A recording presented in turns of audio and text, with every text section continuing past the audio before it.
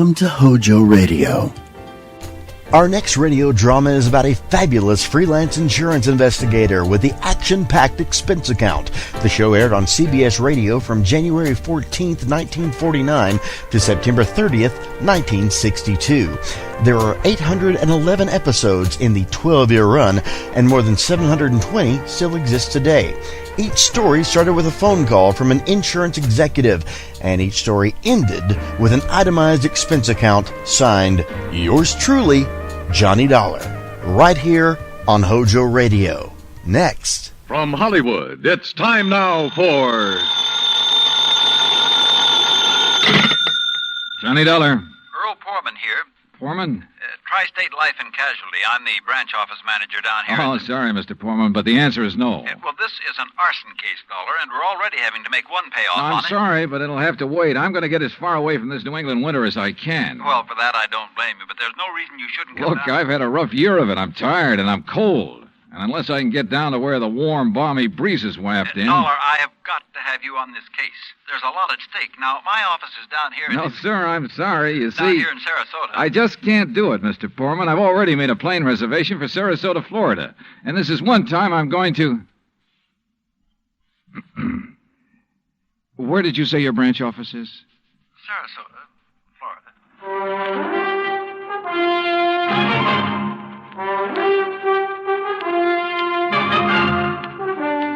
Bob Bailey in the exciting adventures of the man with the action-packed expense account.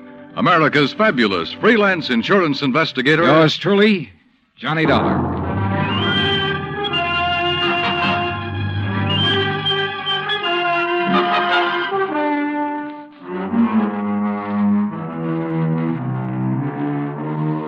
Expense account submitted by Special Investigator Johnny Dollar to the Tri-State Life and Casualty Insurance Company, Home Office, Hartford, Connecticut. Following is an account of expenses incurred during my investigation of the burning car matter. Expense account item 1, which I'd thought I was going to have to absorb myself. $129, transportation and incidentals to Sarasota, Florida. It was nearly 5 p.m. when I got there, so instead of checking into a hotel, I taxied, that's item 2, $1 even, I taxied to Earl Poorman's office in the Conroy building. He turned out to be a tall, lanky, easygoing fellow with clear blue eyes and a ready smile. Sit in an office and talk business this time of day? You're in Florida now, Johnny. Well, I thought from your call this was a pretty urgent matter, Mr. Poorman. It is. Arson, you said. Yeah, probably, but here's no reason we can't go out to my little shack on the quay and be comfortable while we talk about it. Besides, Michael wants you for dinner. Mike? My wife, Gertrude. Oh. Come on, my jalopy's right out at the curb. Come on, Johnny. Poor man was a misnomer for this man because his jalopy turned out to be a spanking new Cadillac, complete with air conditioning and all the fixings. And the shack, anything but. It was on St. Armand's Key across Sarasota Bay from the mainland, a beautiful 2-story concrete and stucco job. The big yard backed on a quiet bayou, and there, tied up at a private dock, was a 24-foot lap strake speedboat, ideal for fishing the Gulf of Mexico. After all, as long as you're down here on expense account. Yeah, but it's charged to your company, remember? Oh. Hey, there she is at the door. Huh? The big, fat, overbearing broad I'm married to. This was another switch. For Earl's wife, standing in the doorway, was the cutest little trick I'd seen in a long time. Petite, pretty, and blonde, and with eyes that you noticed right away because they were almost green. Eyes that suddenly narrowed as she looked at me. And I wondered why. Johnny Dollar, did you say? That's right. Insurance investigator down here to look into those fires. Oh. Any objections? No. Oh, of course not. Just set your bags here in the hall, Johnny. All right, thanks. And wouldn't you like a drink after your long trip? Yeah, and you can get me one, too. Scotch, Johnny? Martin's VVO. Oh, great. Well, soda, please. Sit down, sit down. Thanks. I take it Mike isn't too interested in the insurance business, huh?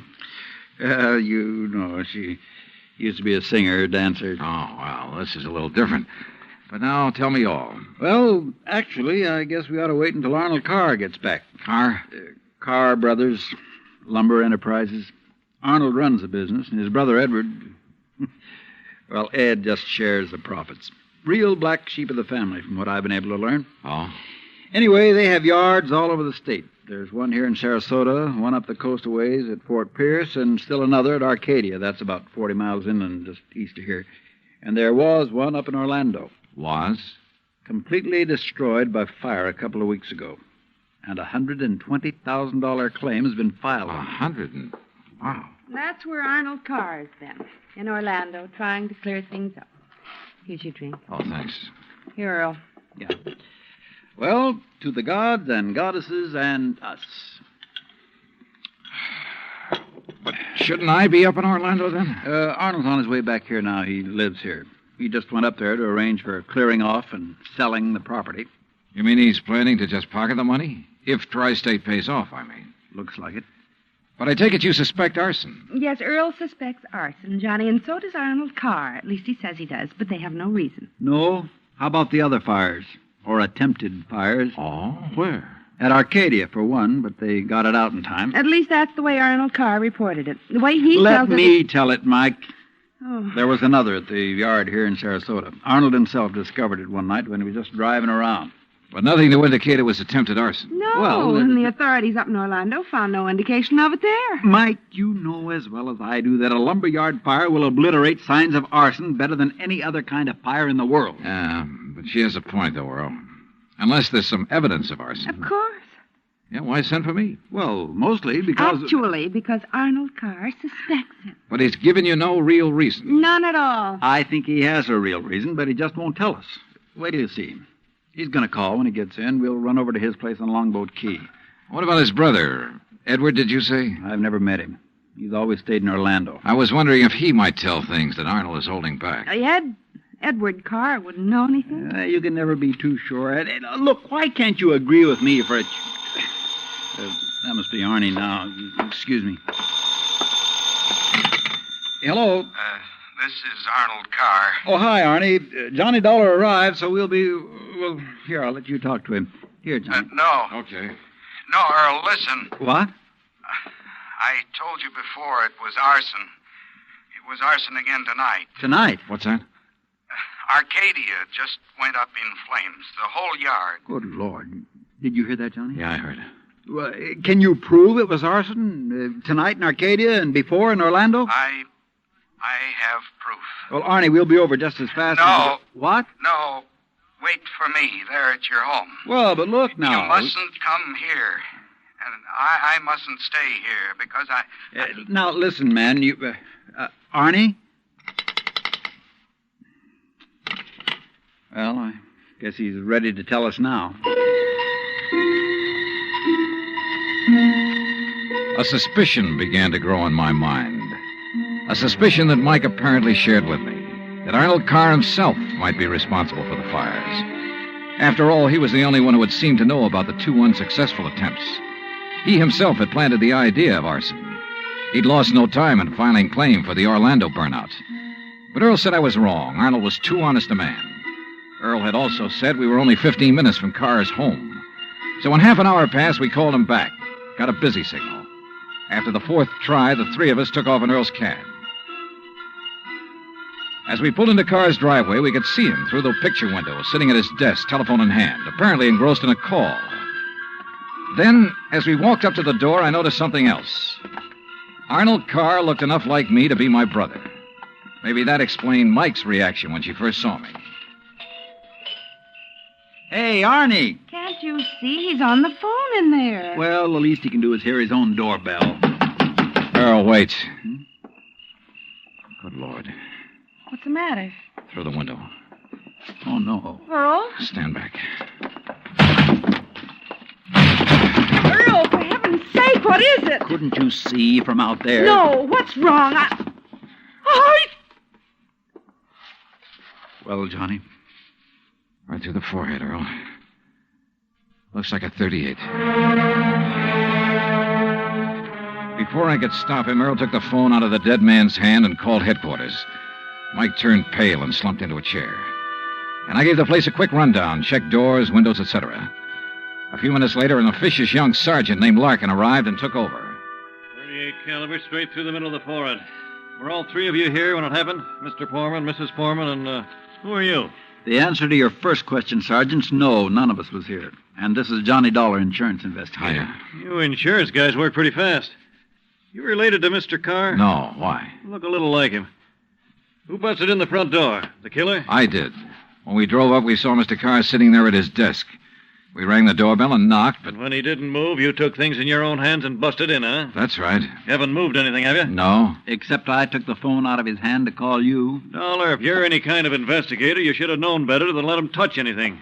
Now, let's see. The shot must have come from somewhere near this window by the fire. Sure, here we are. Bullet hole right through the pane. Bullet was fired from outside. You're sure, Sergeant? Sure, I'm sure. Look for yourself. You call yourself an investigator? Hey, Cummings, Woolway, check the area around that window beside the chimney out there for footprints. Maybe an empty cartridge case. Now, you folks get out of here so I can call Doc Hanley over and get on with my investigation. And no, Dollar, I don't need any of your help. Well, thank you, Sergeant. Your job is fires, not... Hey, where did Mrs. Porman go? Out to the car. Why? Who told her she could leave? Who told her she had to sit here looking at a corpse? All right, Dollar, all right. Just be sure the three of you stick around town in case I decide to question you further. Oh, of course, Sergeant. Yeah.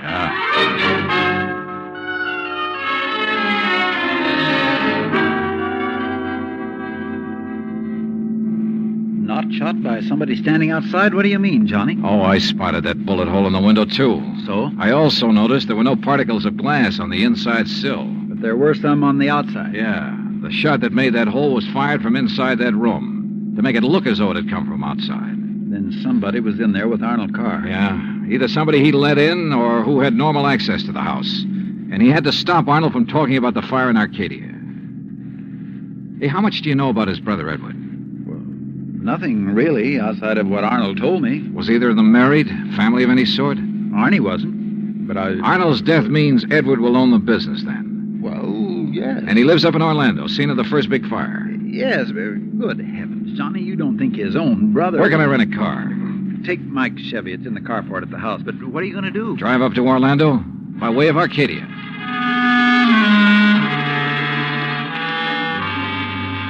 When I got to Arcadia, only a few people were standing around the remains of the fire. One hose company was still working on it, and a couple of police were poking about in the embers.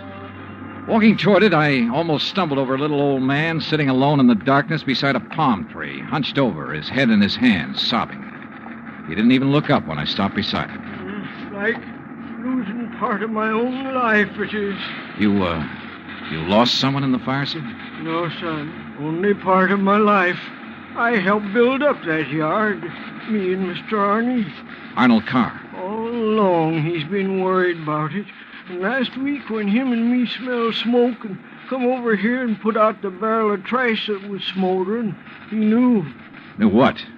That somebody was trying to burn him out? That's why he stopped by tonight on his way home. That's why we drove over here, him and me. And I brought my gun just in case. Yeah. Well, we got here too late. It was already blazing. And when he seen the automobile pulling away... What auto? Yes, Frank, he said to me. I knowed he was the one trying to burn me out, he said. Who, old-timer? Who do you mean? He didn't say. Then he called the fire department. That car that pulled away, what was it? Just a auto, big white Buick. But he tied it in with whoever set the fire. All he said was, I knowed he was the one. Do you know who it was he meant? Well, he told me even if I did know, I should never tell. Even the police. Well, who do you think it was? Break my word to Mr. Arnie? Never, son. All right, look, old man, I'm sorry to have to tell you this. Mr. Arnie's dead. What? But he can't be. He was... You. Huh? Maybe you thought in the darkness I would know you. But I do know you. Oh, now, just a minute, old-timer. If Mr. Arnie's dead, it's because you killed him. What? Just like you set the fires. No, I'm not who you think I And am. I'll kill you. That's what I'll do. Put down that gun. I'll kill you.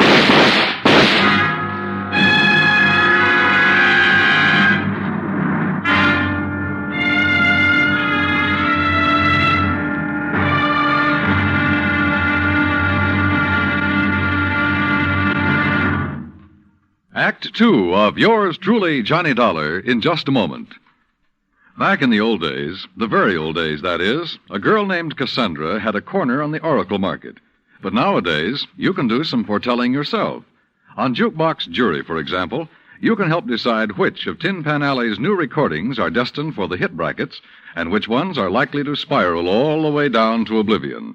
Remember, Jukebox Jury is yours to hear on most of these same stations every Sunday. Now, Act Two of yours truly, Johnny Dollar, and the burning car matter.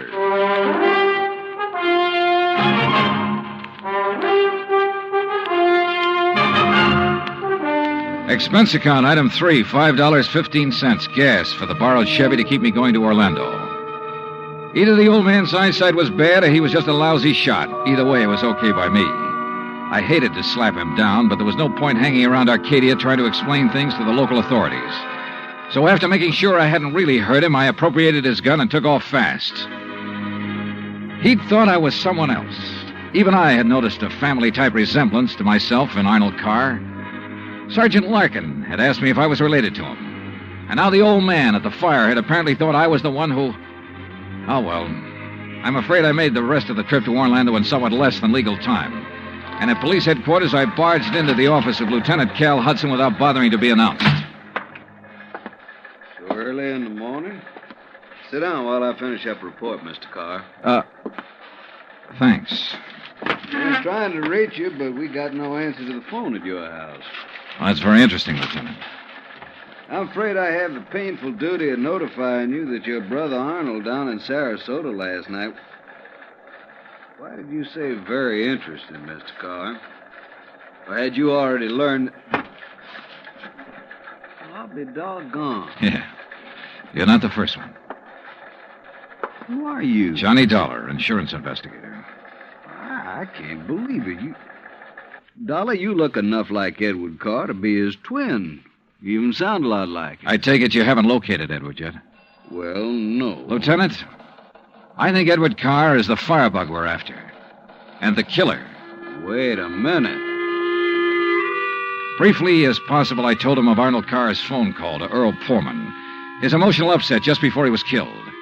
I told him Arnold had been murdered by someone inside the house, someone close to him, and that everything indicated that someone could very well be Edward Carr. That's still all just theory, Dollar, without any proof. Well, I will admit that Edward is a pretty worthless playboy living off the profits of the lumberyard. In any event, the lieutenant promised to put out an APB on Edward Carr. That was at breakfast for the two of us, item 4, $3.25. Before I left him, he gave me Ed Carr's address, 1726 Allen Place. As I expected, there was no answer to the doorbell at 1726, so I tried visiting up the street. It quickly became clear that Ed Carr wasn't very popular in this otherwise quiet, well-ordered neighborhood. Those big, noisy parties at all hours of the night, cars parked up and down the street, blocking respectable people's driveways. Yes, ma'am. You know, once in a while you expect a person to have callers and such. Me, I have the ladies' bridge club every third Wednesday, for instance. Well, that's nice. But these are all ladies, not like some of the trash that man and his friends have, dancing and drinking and carrying on at all hours. Yes, you mentioned cars, Mrs. You Harper. know, people like Mrs. Hereford Robbins. She's awfully nice. And Janet Osterworthy. Now, she's a widow. Well, and, you know, she could have her pick of anybody she liked. But does she ever look at another man? No, sir. And then there's Mrs. Harper. Yes? You mentioned cars. Do you know what kind Mr. Carr drove? Why, yes. It was a big white one. And the make? Well, no. My husband, when he was alive, always drove a Maxwell, and I guess that's the only kind I ever got to know by name. But Mr. Carr's is white. Only I guess that isn't much help to you, is it? All the white cars here in Florida, I mean. Look. Now, even that blonde hussy who's around him all the time drives a white car. Oh, I really shouldn't use a word like that, though, should I? But it fits. Wait a minute. What blonde, Mrs. Harper? Mr. Dollar, I don't pay any attention to people like that. Why, you'd think she owned that house of his, the way she keeps popping in and out all hours as if she belonged there. Mrs. Harper. And drives all the way up from Sarasota, too. Do you know who she is? I do not. I refuse to pay any attention to people like... And the way she dresses, too, like a newly rich chorus girl with all her fancy clothes and furs and things. How do you know she comes from Sarasota? By the license on her car, of course. every city has its own number. You know that very well. And hers is 12WW something. And you don't know her name? Of course not. Flaunting all those expensive furs as though she'd bought and paid for them herself. And if there's anything I hate to see, it's a little shrimp loaded down with furs. Now, a tall person like me... And well, her thanks. Eyes, if there's anyone I don't trust, it's a person with green eyes. Why, Thank you, Mrs. Harper. Her description of Carr's girlfriend stopped me in my tracks. That description could fit Mike Poorman to the letter. Petite, blonde, green eyes, and she came from Sarasota. And then I remembered Mike's reaction when she first saw me. Her dismissal of Edward as a possible suspect. There was obvious friction between Earl and Mike, too. I figured it was just normal in a couple who'd been married for a while. But now...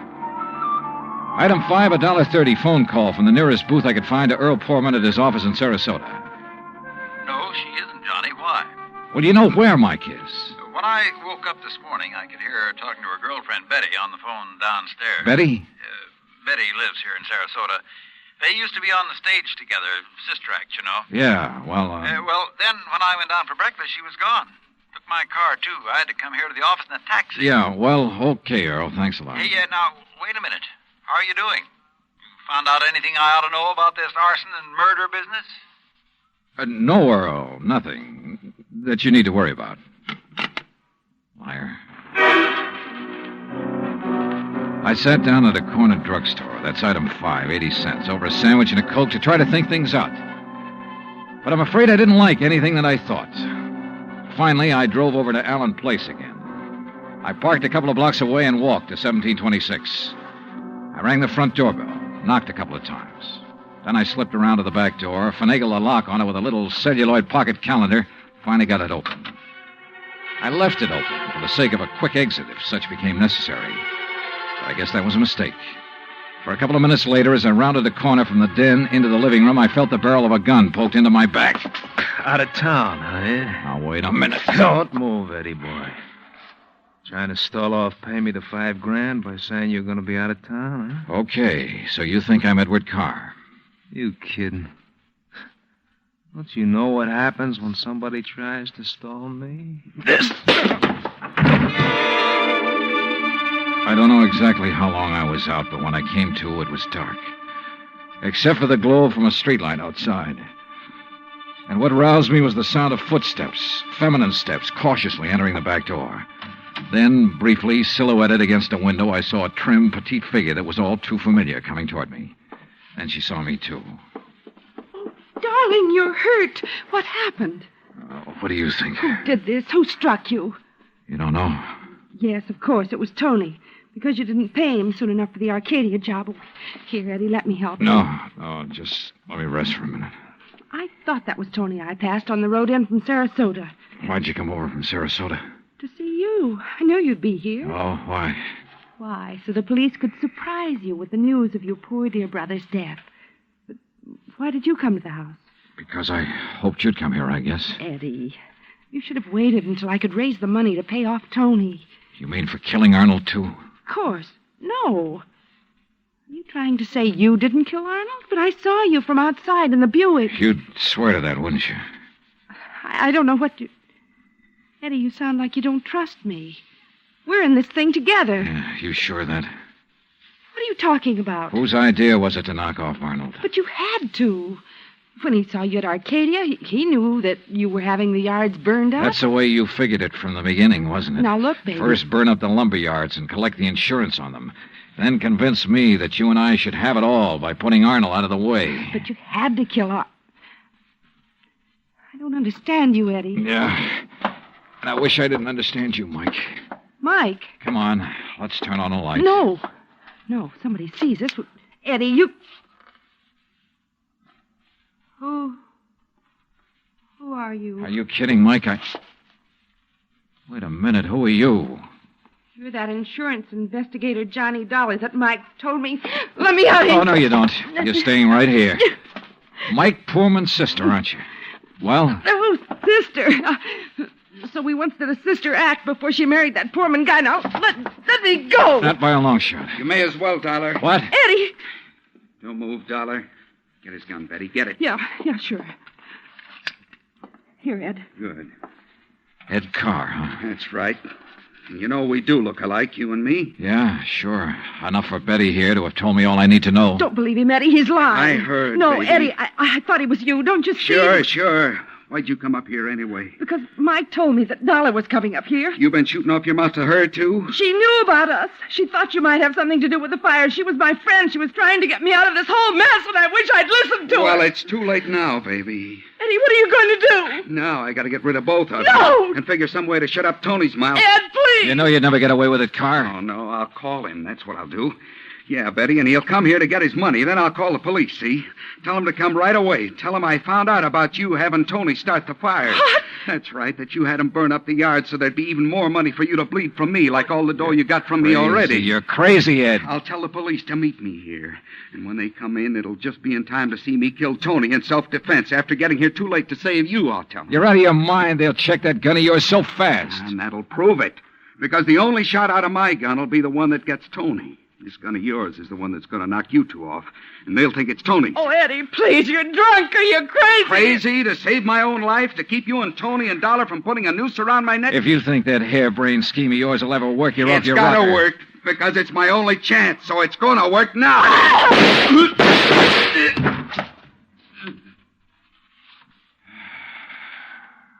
Thanks, Lieutenant. I'm afraid I was too late to save her, Johnny. Mm-hmm. Yeah. But Eddie Carr will live to face a jury. What brought you here, anyhow? I did, Johnny. Mike, stay there.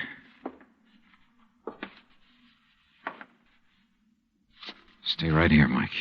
I know. I don't want to see it. She was my friend. Where's Earl? I came alone. When I talked to Betty this morning, I knew your suspicions about Ed were right because, you see, I knew Betty and Ed were going together. Earl didn't know. Yeah. Maybe you better call him.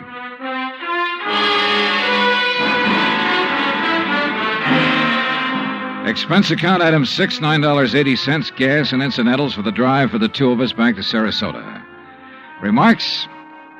Betty, of course, has already paid for her part in the deal, and I guess it's pretty obvious what'll happen to Ed Carr and Tony Ricardo. The insurance money in the Carr estates will be distributed according to Florida law. Further remarks, the apparent friction between Earl and Mike was only part of a normal married life. They're a pretty nice pair. Oh, and I thoroughly enjoyed 3 days of fishing in the Gulf, thanks to Earl. Expense account total, including all the incidentals I could think of, $385.26. Yours truly, Johnny Dollar.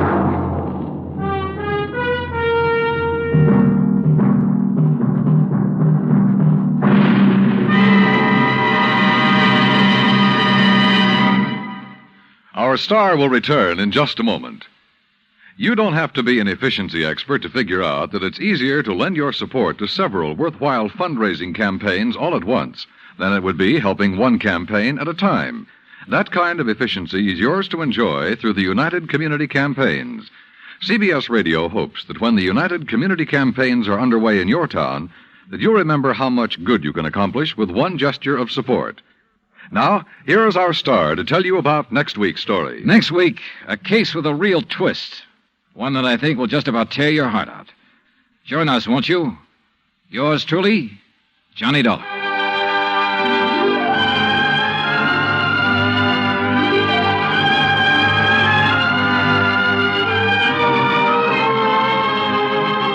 Yours truly, Johnny Dollar, starring Bob Bailey, originates in Hollywood. It is produced and directed by Jack Johnstone, who also wrote tonight's story. Heard in our cast were Virginia Gregg, Harley Bear, Victor Perrin, Bob Bruce, Harry Bartell, Vivi Janis, Tony Barrett, and Junius Matthews. Musical supervision is by Amerigo Marino. Be sure to join us next week, same time and station, for another exciting story of yours truly, Johnny Dollar. Dan Cubberly speaking.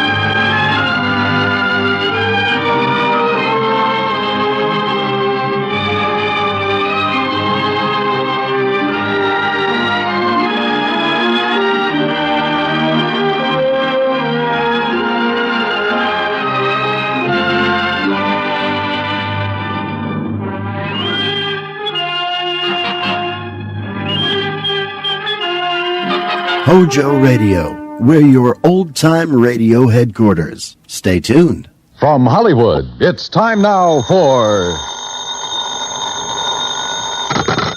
Johnny Dollar. My name is Hardy, Mr. Dollar. Yes? I'm returning the call you made to Mr. Ellis Rasmussen.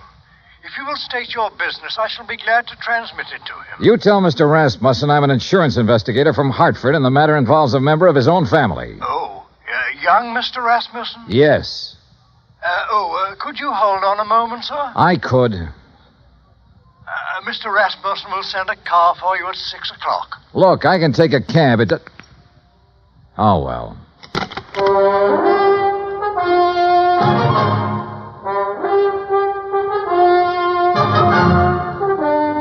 Bob Bailey in the exciting adventures of the man with the action-packed expense account. America's fabulous freelance insurance investigator. Yours truly, Johnny Dollar.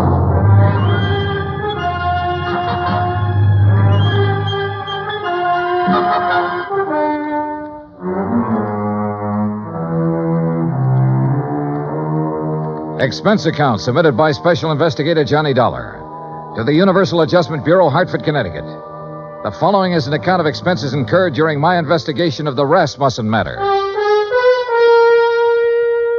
Expense account item 1, $204.35, airfare from Hartford to San Francisco to Los Angeles. Trying to compile the details of the Rasmussen case. I'd been on it 3 days when I was stonewalled in Los Angeles with a Holmby Hills address and the phone number of Ellis Rasmussen. At 6 o'clock, a liveried chauffeur in immaculate uniform stepped up to me at the desk. Mr. Dollar? Yes? My name is Stauffer, sir. I have Mr. Rasmussen's car outside. Well, gee whiz, Stauffer. Ain't it the truth, sir?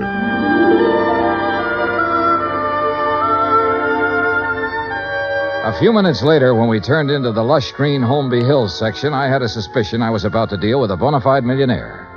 When we parked in front of the big two-story colonial home and a man with graying hair and swallowtail coat stepped out of the door, well, I knew I was going to meet the real article. I'm Hardy, sir.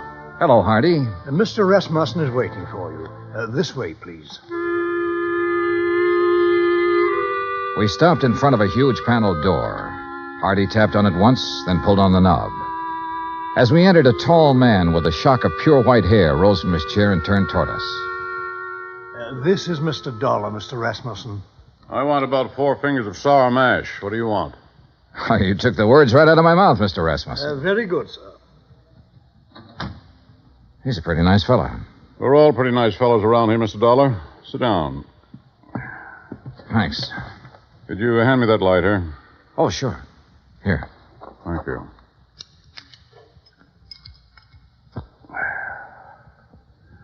What are you doing in Los Angeles? Why, federal underwriters of Hartford wrote a blanket policy for all Imperial Rubber Company employees. Your son was an executive with Imperial when he was killed in Malaya last spring. Federal owes his widow $25,000. I don't know where she is, Mr. Dollar. I see. I doubt if you do. Let me put it this way. I never met the young lady. Fred married her one night in Elko, Nevada. 2 days later, they were on their way to Malaya. 6 months there, and the development station was raided by guerrillas one night. And I suddenly no longer have a son. Have you eaten your dinner, Mr. Dollar? Oh, I wouldn't want to trouble you. Hardy, set a place for Mr. Dollar. Very good, sir. Well? Well, I thought she might phone me when she got back to the States. She never did. Never a letter, nothing. I'm old and sick, but I still want to see the girl my son married. It's not an easy thing to lose a son, Mr. Dollar. And I lost a good one. I lost the best son a man ever had. I'm sure you did, sir. To your son. To Fred. During dinner and afterward, over coffee and liqueurs, I listened to the story of Ellis Rasmussen's life. It came from the lips of an old man who was dying, but in whose eyes I could see reflected the memories of a brawling, bustling life that started in an Oklahoma oil field and moved to Alaska and Arabia and Africa. More and more during the talk, I began to know his lost son. For in everything the old man had to say about himself, I could sense an unmistakable reflection of his son. Finally, I thanked him and left. If I may say so, I do hope you'll call soon again, sir. Mr. Rasmussen enjoyed your visit very much. I haven't seen him so much like his old self since we received the terrible news of young Mr. Rasmussen's death. He must have been quite a man, Hardy. Young Fred Rasmussen. He was, sir. All of us miss him dreadfully. None of us ever met Mrs. Rasmussen, and we were most anxious to receive her, especially after young Mr. Fred's death. I imagine so. The car's all ready, Mr. Dollar. Good night, sir. Good night, Hardy.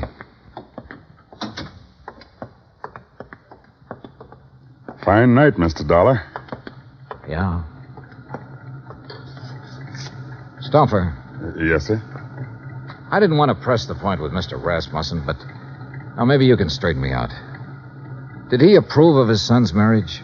Let's put it this way, Mr. Dollar. Mr. Rasmussen approved of Mr. Fred. And if Mr. Fred got himself married, then Mr. Rasmussen approved of the girl.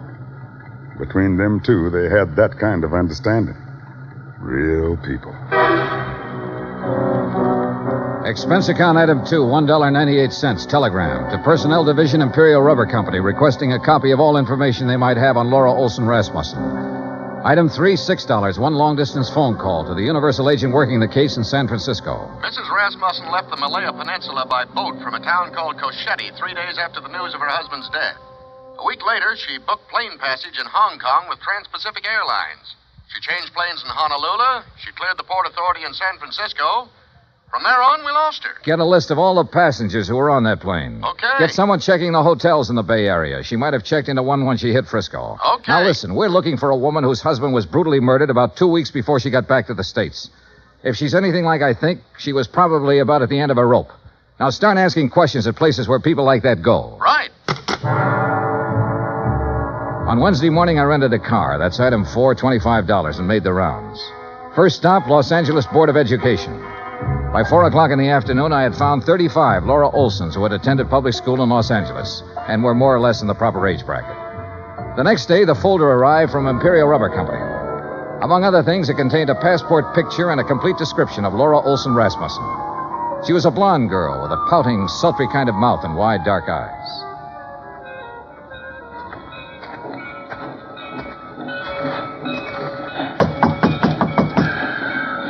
You down there. Yes? What do you want?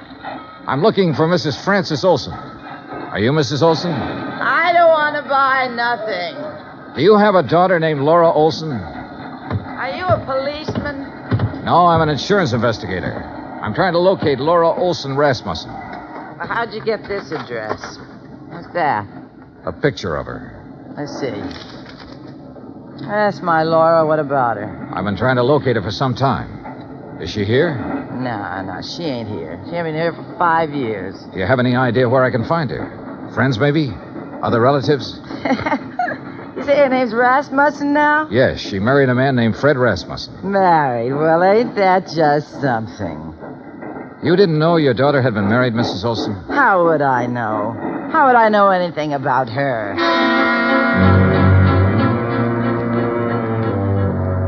Saturday at noon, a registered letter arrived from the agent in San Francisco containing the list of passengers who had been on the plane with her. 3 of the names were in the Los Angeles area, including a Mr. Oberlin who lived in Pasadena.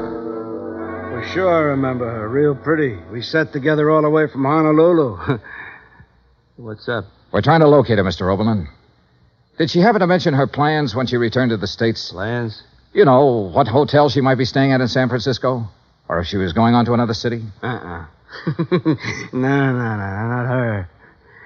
You say that very emphatically. Yeah, I guess I do. You didn't have to show me a picture. You know, a guy always prays he'll meet someone like her on a plane, you know what I mean? Yeah, live it up. Yesterday's gone, she said tomorrow ain't here, and the only thing we got is today. Yeah, we had a swell time. You're sure about this? We were pretty chummy, pal, if you want the truth of it. Mr. Oberlin, did she mention anything about being in Malaya before she boarded that plane? Then she didn't tell you that her husband had been killed a week before. Killed? How? He was murdered by guerrillas in Malaya. Oh, no, she didn't mention that. She didn't mention that at all, Mr. Dollar.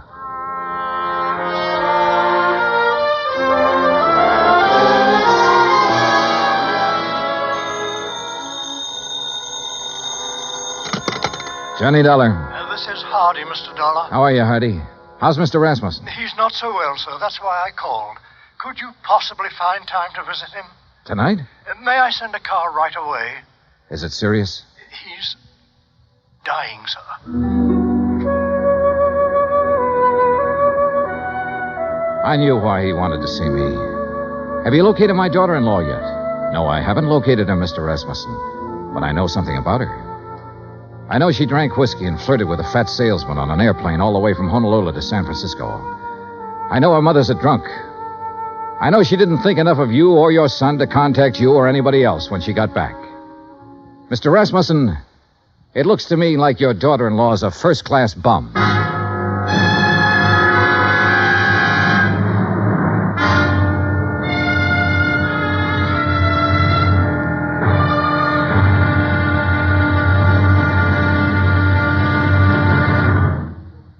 Act Two of yours truly, Johnny Dollar, in just a moment.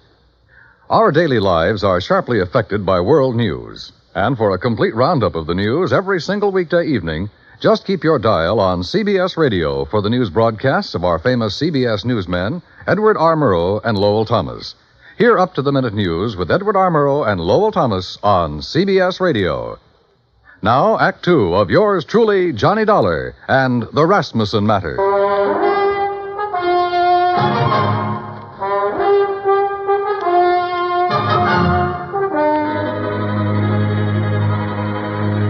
There was a black coupe with MD on the license parked in the driveway of the Rasmussen house when we pulled up. In the bedroom, a silvery-haired man in a black suit was sitting beside the bed that held Ellis Rasmussen. He was introduced as Dr. Butler. Then I shook the hand of Mr. Rasmussen. Someone suggested that Dr. Butler might like to use the library for his calls. And I was alone with the old man.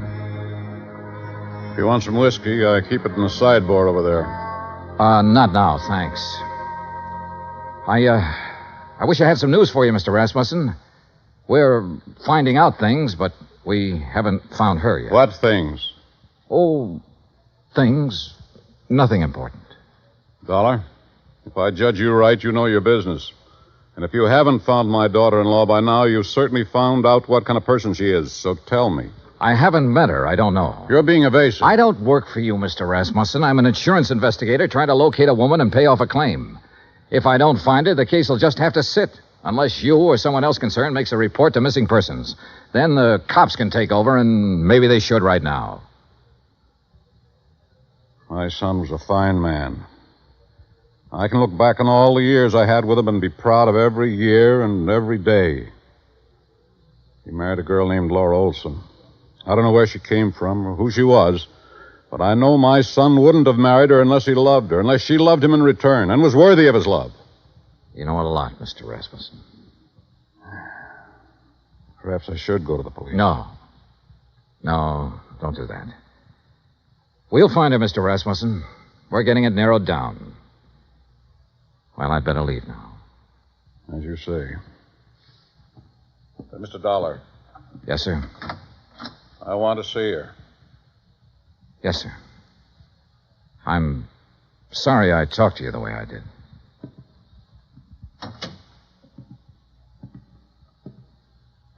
Phone call for you, Mr. Dollar. Would you like to take it in there? Oh, yeah, sure.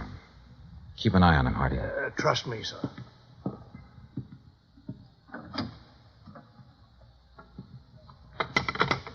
Johnny Dollar. This is Officer Daly, Los Angeles Police. Oh, yeah. You the insurance guy looking for a Laura Olson Rasmussen? Yeah, have you got anything? We got her. Huh? She's here with the rest of the girls in the drunk tank.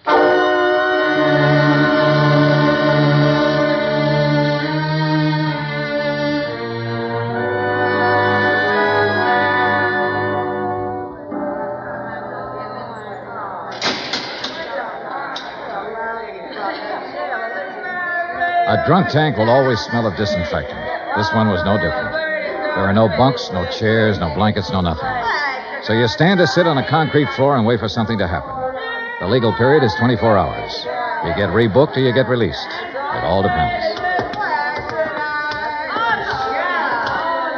What's the story on her, Dollar?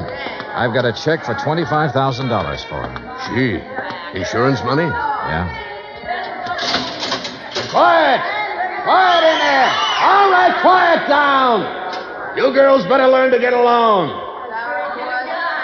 Which one? Back there, sitting on the floor. Oh, good. What's the situation? If somebody comes up with bail, they can have her. Expense account item 7, $100 bail. While I was waiting around, Officer Daly broke open a file on her. A dozen aliases, a dozen charges, and one conviction for shoplifting. A career of petty thievery that began at the age of 16 and ran up into a 22nd year. Expense account item 8, $35 telegrams. I sent wires to all parties concerned, all parties except Ellis Rasmussen, ordering a stop on their activities since Laura Olson Rasmussen had been found.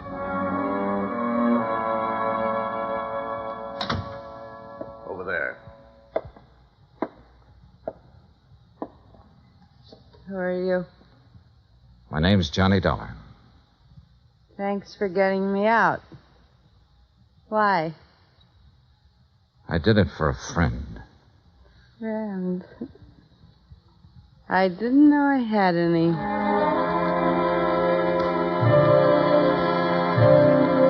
Expense account item 9, 20 cents, 2 cups of coffee. We had it in a diner across from the women's section of the main jail. I looked at Laura Olson Rasmussen while she drank the coffee. Looked at the blonde hair and the wide eyes and the pouting mouth. Looked at the woman who had once been the wife of Fred Rasmussen. What's the catch, mister? No catch. You put up $100 for me. I don't know you from a load of coal.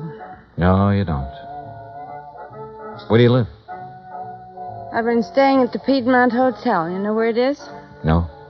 Well, not many people do. Especially people with clean shirts. What have you been doing since you got back from Malaya? I've been getting along. You got something to do with Fred? You know about Malaya. I know about a lot of things. I've been looking for you for a month. So what? Why didn't you contact your father-in-law when you got back? Why should I? What would he care about me? He never met me. What do I mean to him? Right now, since he no longer has a son, you mean everything to him. You're kidding me, mister. I wish I was kidding you. I wish to heaven I was kidding you. Well, what now? Oh. I want you to come over to my hotel with me. Oh, now look. To sign some papers. I have a check for $25,000 for you. What was that? Your husband was insured. You're his beneficiary. All you have to do is fill out an application. I'll give you the check. I don't believe it. It's true. Come on. Expense account item 10, $2, cab fare to my hotel. I took her upstairs with me, stood over her while she filled out the necessary papers. Outside of that, we didn't say a word. Johnny Dollar. This is Stauffer, Mr. Dollar. Hardy asked me to phone you to see if there's any word. Oh, yes. Well, what'll I tell him, Mr. Dollar? Tell him no luck yet, Stauffer. How's the old man? About the same, sir. Counting on you, I think. I'll talk to you later. Yes, sir. Here you are. Okay. Thanks. Here's your check. Anything else? Nope. That's it. Okay. See you around sometime. Sure. Fred told me about a man named Stauffer who worked for his old man for years. Was that him on the phone just now? Yeah. Yeah. I didn't know what I was going to say to the old man, but I did know I was hoping that if Rasmussen had to die, that he'd die before anybody told him the kind of daughter-in-law I'd turned up. I didn't want to be in on that. Expense account item 11, $83, hotel bill. I checked out at 5:30, picked up my airline tickets at the desk, that's item 12, then sat around the lobby for 5 minutes. Item 13, 2 drinks for myself. Mr. Dollar? Yeah? Oh. I read in the paper that Alice Rasmussen is dying. Is that true? That's true. Mind if I sit down? Suit yourself. What are you drinking? Nothing. I know why you didn't tell them you found me, and I don't blame you. If Fred's dad is anything like Fred was, then I know how you felt. Finding me the way you did. Let's forget it, Mrs. Rasmussen, shall we? I'd like to meet Fred's father. So you want to meet him, huh? The human thing would have been to see him when you came back. But not a line, not a word. That old man in that house knows his son was really a man. And on that basis, he believes, without seeing you, that his son married a real woman. He had love and sympathy and help and devotion and all the things you don't seem to have any use for waiting for you in that house. Oh, never mind. I loved Fred. Loved him.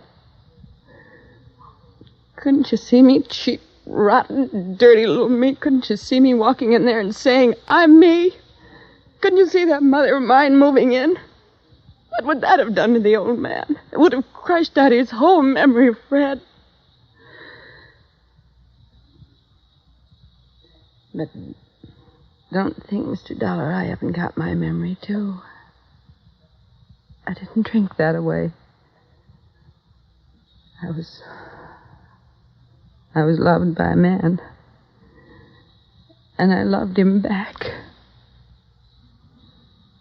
I've still got that. I'm going out there pretty soon. Would you like to meet him? Do you think I can? I think so. I think so very much. Oh, Mr. Dollar, I've been waiting in the lobby. I thought you might be here. How do you do, miss? Stuffer, I'd like you to meet Mrs. Rasmussen. Well, my. I'm mighty pleased to meet you. The boss will be mighty happy. She dried her eyes in the car. I didn't say much. She didn't say much. But in the half hour it took to get out to Holmby Hills, something happened to her again. The something that must have happened when the big arm went around her shoulders the first time. Good evening. Mrs. Rasmussen, Hardy. How do you do, Mrs. Rasmussen? We're very happy to see you. Thank you, Hardy.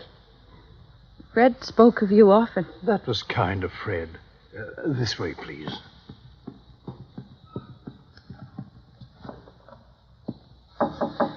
Come in.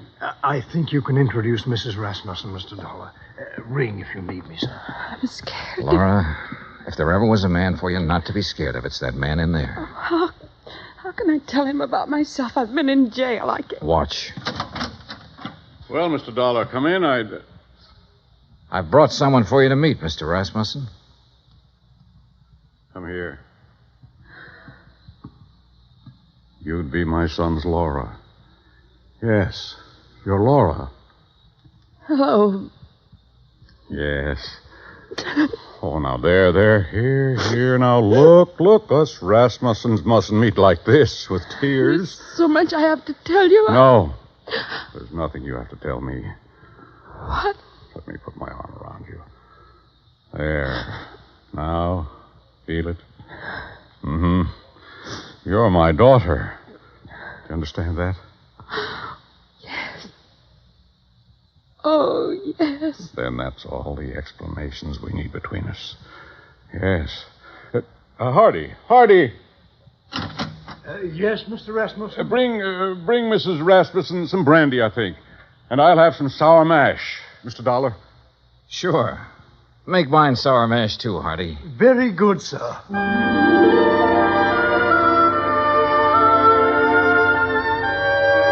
Expense account item 14, $40. Miscellaneous. Item 15, $35, stenographic. Expense account total $1,965. Remarks? The old man's got a few weeks more. Laura's moving into the house with him to take care of him. She won't be telling him a lot of things about herself. She doesn't have to. You should have stood there like I did and seen that big arm go around her shoulder when he said, You're my daughter. Yeah. Yours truly, Johnny Dollar.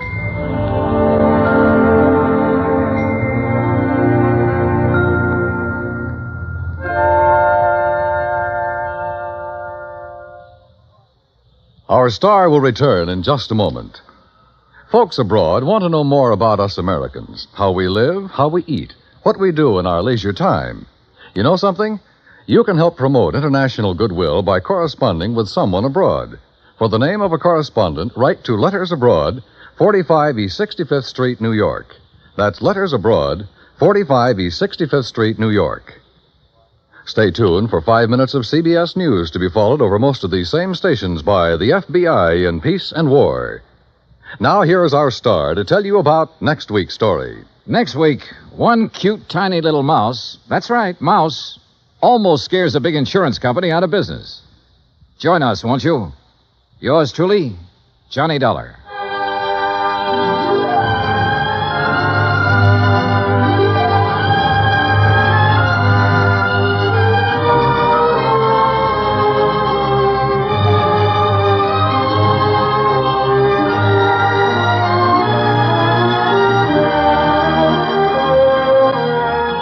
Yours truly, Johnny Dollar, starring Bob Bailey, originates in Hollywood. Written by John Dawson, it is produced and directed by Jack Johnstone. Heard in tonight's cast were Virginia Gregg, Gene Tatum, Eric Snowden, Roy Glenn, Will Wright, Frank Nelson, and Jack Crucian. Musical supervision is by Amerigo Marino. Be sure to join us next week, same time and station, for another exciting story of yours truly, Johnny Dollar. Dan Cubberly speaking.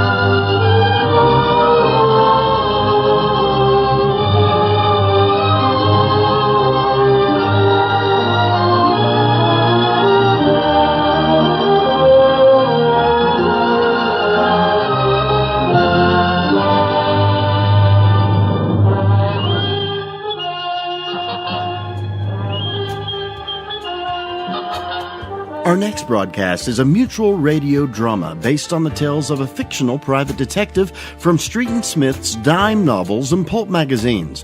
It first came to radio as The Return of Nick Carter, a reference to the character's pulp origins, but the title was soon changed to Nick Carter, Master Detective, right here on HOJO Radio.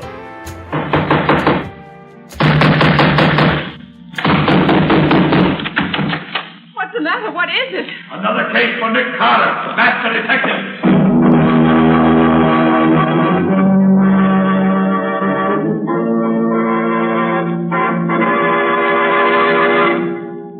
Yes, it's another case for that most famous of all manhunters, the detective whose ability at solving crime is unequaled in the history of detective fiction, Nick Carter, Master Detective. Tonight's curious adventure, The Flying Duck Murders, for Nick Carter and the Gold Thieves.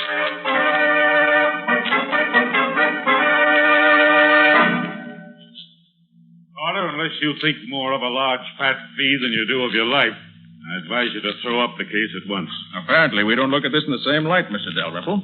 I expect danger, and I'm prepared to meet it. I suppose you know that two other detectives have come out to this wild Montana country where the Flying Duck Mine is located trying to find the trouble. But do you know that neither of them lived to tell what they found? How were they killed, Mr. Dalrymple? They went crazy, Miss Bowen. Kessler, the San Francisco man, fell over a cliff, while Riley, the man from Chicago, dropped 600 feet down the main shaft of the mine. Very interesting. I feel quite sure that Nick won't share their fate. May I inquire for whom you're acting, Mr. Carter? You may. For Mr. Cecil Trenwick, an old friend of my father's and a large shareholder in the Flying Duck Mine. He said that you'd cooperate with me in every possible way. I shall do what I can, certainly. Good. I should like you to give me a letter to the superintendent of the mine, telling him that I'm a good workman and that you promised me a job. I shall disguise myself as a miner, using the name Dave Jarvis. Very well. said your name will be Dave Jarvis? Right. Yeah, well. That'll do what you want. Give it to Mr. Nate Crosby, the mine super. He happens to be here in town this morning. Unless you change your mind and decide to return to New York. Thank you, Mr. Dalrymple. But I'm staying here until my work is finished. Good morning. Goodbye. Good morning. Wait a minute, Patsy. I wonder if Mr. Dalrymple is... 431, operator. Yeah. Yes. Hello? I want to speak to Nate Crosby. Okay, I'll wait. Crosby? He's the mine super, Nick. Yes, things are beginning to move already. If I open this door a crack, we'll hear better. Nate, this is Dalrymple. Nick has done what he's been threatening to do for so long. He sent Nick Carter out here to investigate. Yes, Nick Carter, the one man in the world I'm afraid of. They've got to market the stuff right away. We can't wait any longer now. I've given him a note, give him the job he wants, and then take care of him. Yes, if you don't, it may mean curtains for all of us. Right, so long. And that will settle your future, Mr. Nick Carter. I very much doubt that, Mr. Dalrymple. Thanks for the attention, Mr. Dalrymple. But I intend to take care of my own future.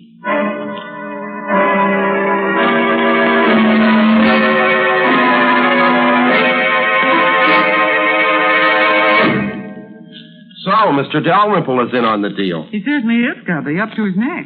Well, at least we start off with one good hot prospect. What do we do now? Get into your miner's outfit. Then take this note down to this address and give it to Nate Crosby, the mine super. Now remember, your name's Dave Jarvis, and Crosby's to give you a job in the mill. Okay, Nick. Then what? Well, first and foremost, keep your eyes open.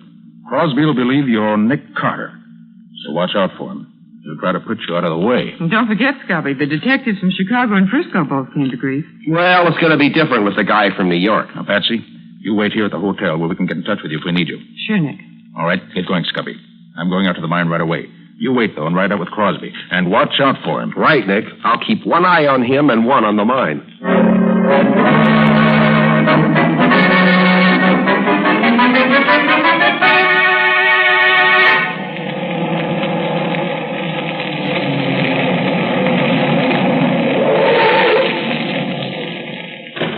Well, thanks for the lift, Bud. That's okay, pal. That's the super's office right there. Thanks. I'll be seeing you.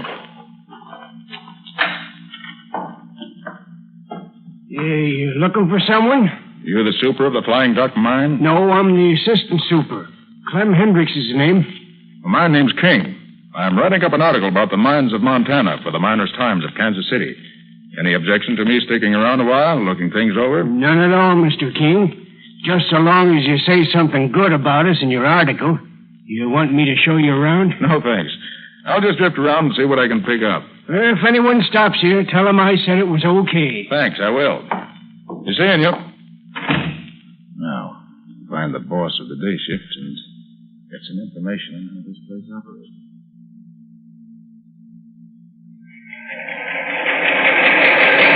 These are the mill stamping machines, Mr. King. They crush the ore very fine, and it is then sluiced through the battery boxes and carried over to plates. I see. The plates are coated with quicksilver or mercury, and the quicksilver picks up most of the gold and from the crushed ore. Now, this combination of quicksilver and gold we call amalgam. And you scrape this amalgam off the plates and take it to the refinery? Yes, Mr. King. The refinery separates the gold from the quicksilver and casts it into bars. Very interesting. Well, thanks very much. I'll roam along and look the rest of the place over. See you later. That's where you belong, you old hag. Down there with your flat your face in the dirt. You try kills You bad, you old Indian witch, and I'm going to finish the job right. Put down that knife. I had to drop it between your ribs. Never mind. Drop that knife, I said. You're the fool. Knock me down, will you? I'll show you. Hey, Ledyard, put up that gun. But Nate, this fella. Put up the gun, I said. What are you trying to do? Well, I was trying to make Zolanda behave. This fella interfered. It made me mad. Zolanda, where is she? She's right. Well, I'll be darned. She must have run away while me and him was arguing. So you interfered, did you, mister? Certainly I did. You're King, the newspaper man, aren't you? That's right. I'm here to I've been looking for you. I'm Crosby, mine superintendent. I'll give you just 15 minutes to get out of this camp. So you're Nate Crosby. I am. And I'm the boss here. And I say get out. All right, Crosby. I'll get out. But I'll be back. I never leave a job unfinished.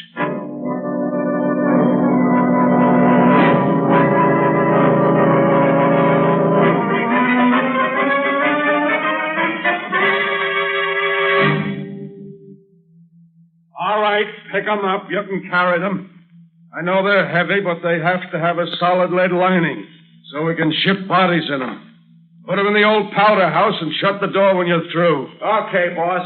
Come on, fellers. Okay. All right, get it up there. That's it. Oh, boy, they're heavy. That does it. Now we're going to have to move some of these empty powder kegs to make room for all 3 caskets. Jarvis, you stay here and pile them up out of the way. Rest of you get the other caskets. Okay, boss. All right, hop to it. Hey, Scubby.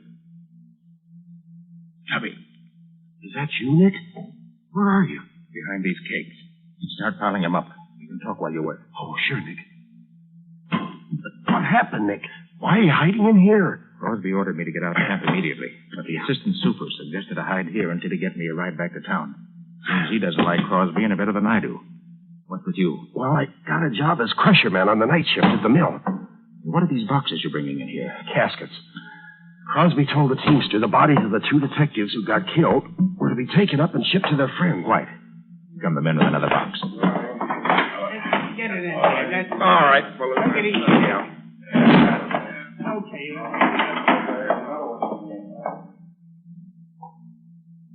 Nick, there were only 2 detectives who were killed.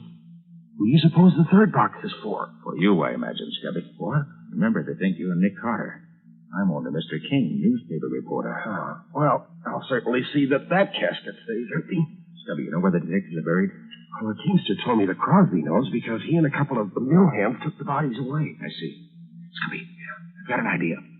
When the men bring in the other casket, you go out with them. Then make some excuse to come back in here again. Okay, Nick, I'll fix it. Quiet now. All right, fellas, right here. That's it. All right, that'll do it, I think. Oh, hey, boss. What? I must have dropped my knife inside the powder house. Do you mind if I get it? Do what you want, so long as you're not late for your shift at the mill. Okay, boss. I'll be there. Oh, clear, Nick. They've gone. Now, what's your idea? First, shut the door, Scubby. Oh, sure, Nick. Now, Scubby, I want to see what's in these caskets. Here, I've got a screwdriver in my knife. Oh, so have I. Look, I'll help you. Good. Well, I'm glad they only use 4 screws to fasten these covers down. Makes it simpler. But why do you want to see what's inside, Nick? Got a hunch, that's all. Yeah. There, it's got it. You all ready? Yeah. All right, let's lift her up. Give me a hand. Yeah. Right. There. Uh-huh. My hunch is right, Scubby. The caskets are not lead-lined. The extra weight is due to this scrap iron in the bottom there. Like Crosby said, they had to have lead lining so they could be shipped with the bodies in them. These caskets figure in this game more than just as caskets, Scubby. Well, Crosby told the teamster to have a fresh team hitched to the large wagon for him at midnight tonight. I thought so. Scubby, he's going to take these caskets somewhere tonight. And I want to know where. Yeah, but how are you going to find out? I'm going with him. Hidden in this casket. I'll get in it and you put the lid back on. Oh, but Nick, you'll smother in there with the lid down. Scubby, you can put 4 small pieces of wood under the coffin lid before you screw it down. Oh, but Nick, I wish you would... Now, hurry up. All right. Pretty good fit. All right. Now, hurry up. Okay, Nick. Keep your head down while I put the lid on. Okay. There we are. Have you learned anything yet, Scubby? Well, the only place in the mill where the gold could be stolen is the room where the battery boxes and the plates are. Hey, well, have you found out how they did it? No, not yet. I hope to learn tonight when I'm on duty in the mill. Good, Scubby. You take care of that end, and I'll watch this end. Yeah. Well, here's good luck to us both. I suspect we both may need it.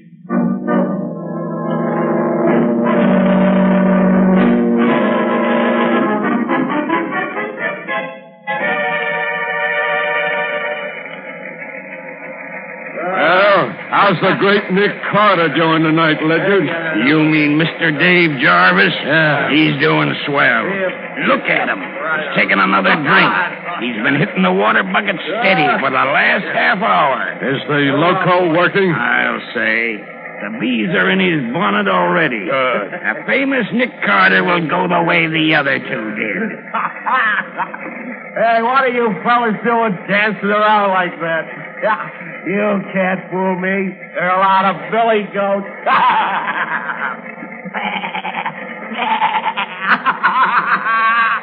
Oh, I'm thirsty. You gotta get me a drink. Keep your eye on him. If he starts fighting, lay him out with a crowbar. Don't take any chances. Okay. Say what he's right into my shot.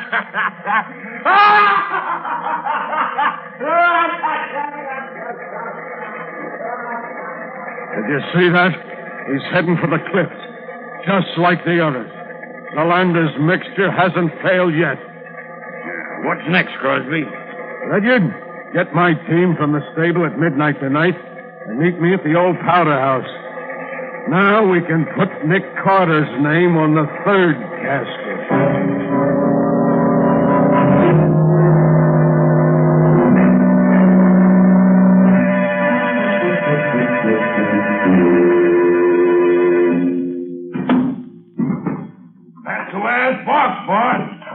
Ledyard, you sit on the top box. I know that, boss. That's Crosby. I'd like to see his face if he knew I was in this casket. What did you take such wild broncos for, Super? They're the only fresh team in the stable. We got a hard run tonight over rough country, where no truck could possibly go. All right, Sam. Let them go and then climb up here with me. Here they go. Watch them. Okay.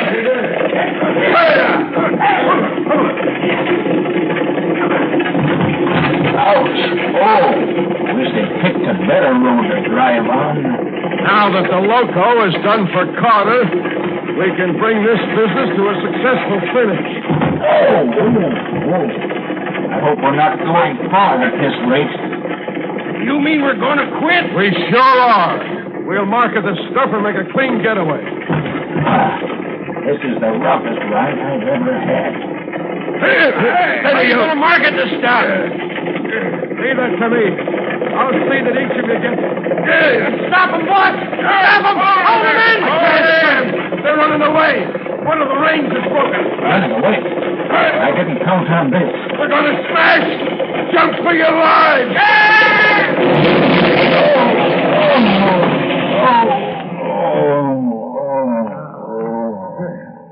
We got off just in time, boy. Yeah. Hey, look at that casket, Crosby. The one with the lid torn off. Huh? Oh, that's the infernal reporter I ordered to get out of camp this afternoon. What was he doing in that casket? Never mind that now. Get him while he's only half conscious. Come on, Sam. Now you dirty... Good work, boys. That fixes Mr. Reporter. Tie his hands and feet with that rope. Okay, boy. You won't fight no more for a while now. Hey, look, Super. Here's a pair of handcuffs in his pocket and a couple of guns. Hey, what kind of reporter are you? Going around with handcuffs and guns in your pocket. You'll have to draw your own conclusions, Crosby. I've drawn them already. You're here to help Nick Carter. But by this time, Carter's where neither you nor anyone else is going to help him. He's loco. Plumb loco. Well, you never can be sure about Carter, Crosby. I can this time. And I can be sure of you, too. All right, put him back in the casket, boys. Put the cover on. Nail it down if you can't find the screws. Here's some nails. Come on, you. In you go. I got out the last time I was in here, Crosby. But you won't get out this time. Get the lid on, boys. That does it.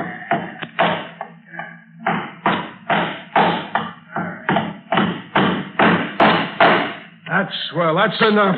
He can't do anything with his hands tied. Ledyard, you and Sam get the shovels that were in the wagon and dig a nice, deep hole. We'll bury our reporter friend with our blessing.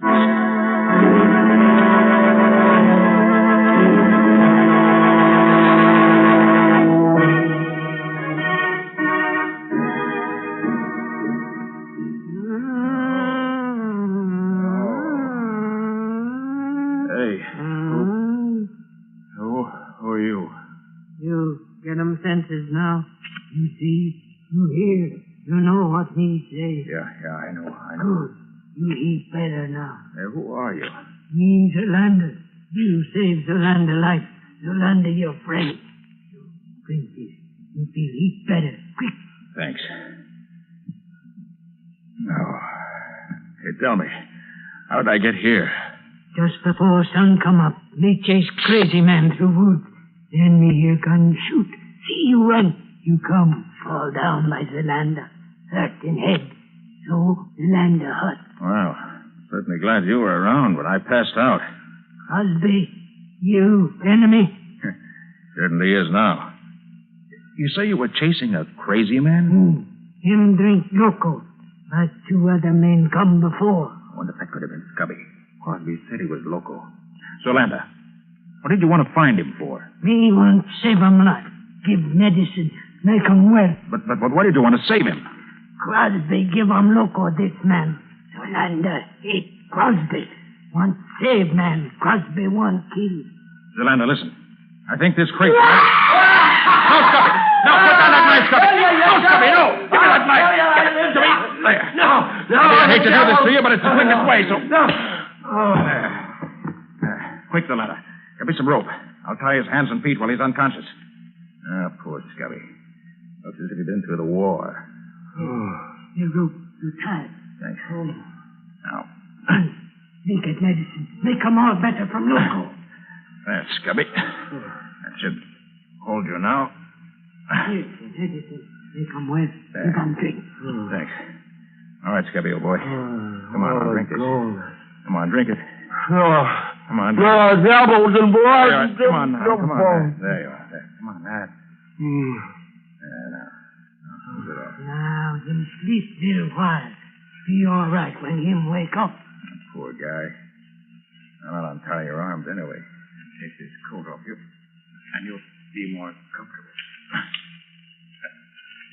Hey, what's this? Long coil of wire with a lot of metal discs attached to it. What? That's the answer.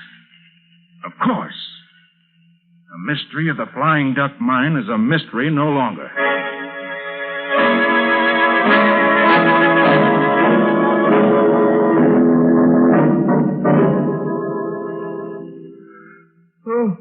Well, Scubby?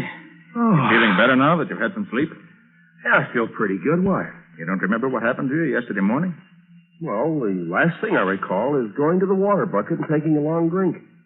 Seemed as if the more I drank, the more I wanted. Well, that water bucket was loaded with loco weed juice. What? Surprised you didn't notice it. Well, I'm surprised at myself now. But both the amalgamators, even Crosby himself, kept drinking. While pretending to from that same bucket. Well, they certainly had me fooled. Look, Scubby. You remember seeing these discs strung on this coil of wire? Well, yeah.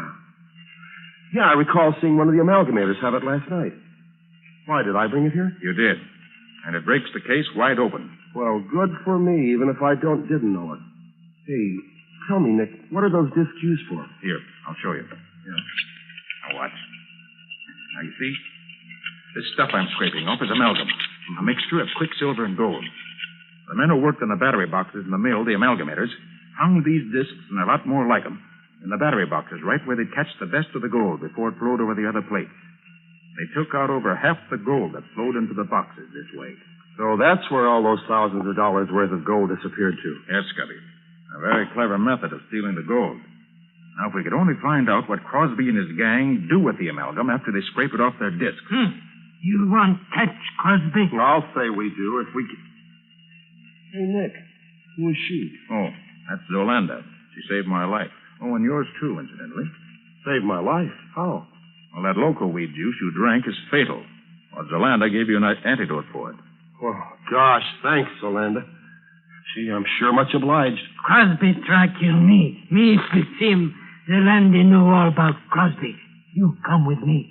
Well, where are you taking us? Crosby got cave inside mountain where he hide stuff.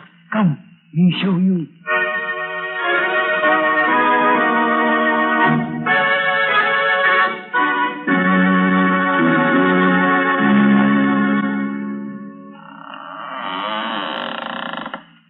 this is where Crosby hides out, huh? Yeah. Too bad there's no one here now. But they've been here today. Look there, Scubby. Well, that looks like the scrap iron we took out of the casket in the old powder house before you hid in it. Right, Scubby. And this scrap iron was in the other 2 caskets. So they brought them up here. I wonder why. There's the answer. Over there in that corner. And the Thayer's furnace. And it's still warm, Scubby. We must have scared them off when we came up. Wait. Let me take the cover off this retort.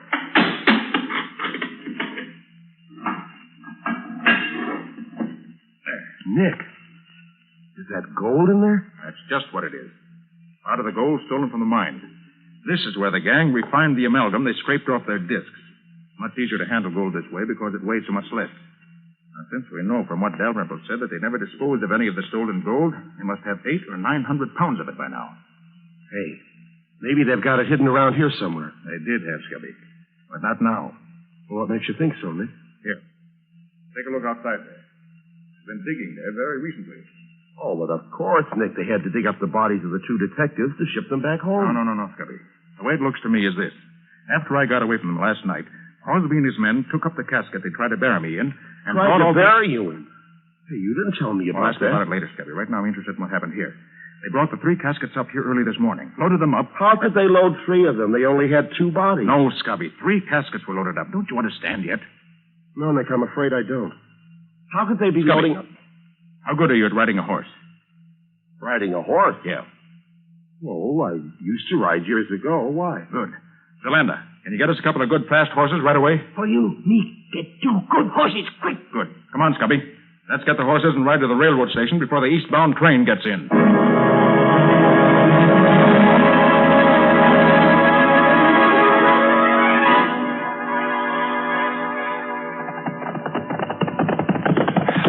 But, Nick, what's all the hurry? Well, unless I'm wrong, Scubby.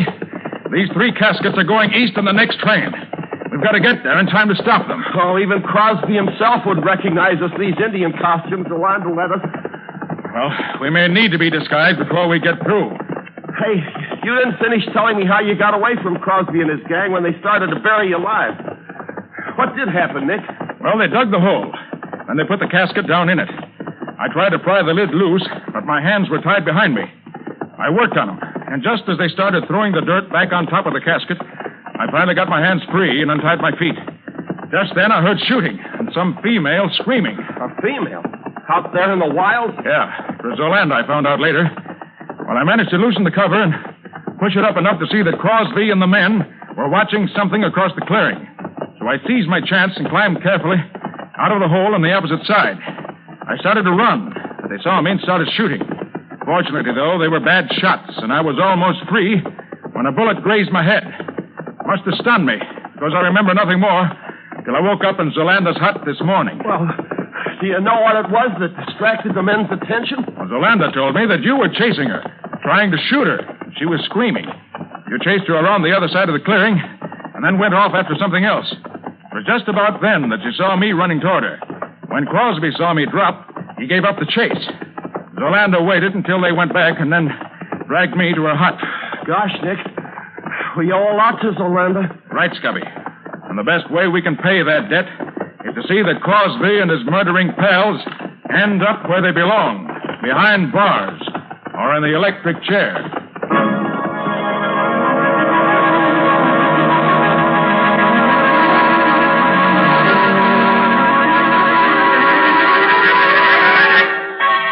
Understand, Patsy? Of course, Nick. You want the police chief to meet you at the station in 10 minutes, and you want Mr. Dalrymple and the president and treasurer of the mine to meet you in the chief's office in an hour. That's right. Now be sure you get them all. Don't worry, I'll take care of it.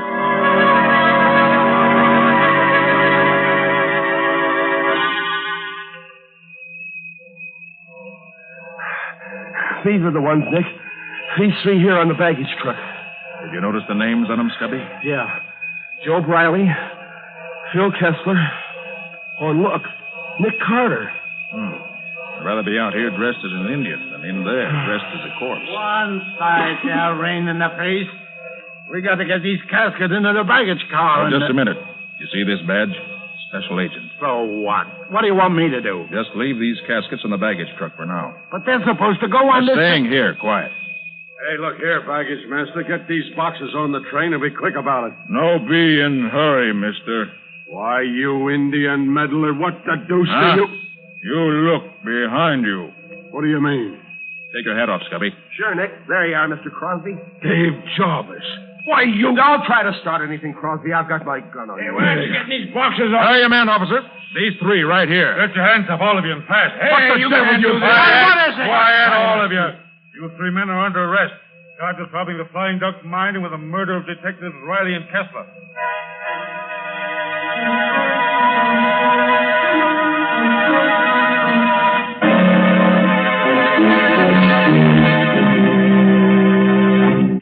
Now, Mr. Dalrymple, I asked you and the officials of the Flying Duck mine to meet me here in the office of the chief of police because I want to show you what's in the casket that Crosby was taking back east with him. Now, the first casket is supposed to contain the body of Phil Kessler. All right, Scubby, open it. Sure, Nick. Gold. Gold bullion. Yes, Chief. In these three caskets, you'll find the entire amount of gold stolen from the mine. Stolen by Dalrymple, the mine manager, Crosby, the mine super, and 4 of the workmen who worked in the amalgam room of the mill. They stole the amalgam, refined it in their own furnace, and buried it in 2 holes in the ground, which was supposed to be the graves of the 2 dead detectives. Mr. Carter, that much gold would make the caskets pretty heavy. Wouldn't that extra weight be noticed? No, Chief. Because when you ship a body by train, the casket has to be lead-lined and hermetically sealed. That means it weighs much more than the usual casket. Crosby, Ledyard, and Perkins were each going to take one of the caskets east with them as a personal baggage, which would prevent anybody from examining them too closely. One of the cleverest schemes I've seen in a long time. But it wasn't clever enough, not with Nick on the job. You have to get up early in the morning to beat Nick.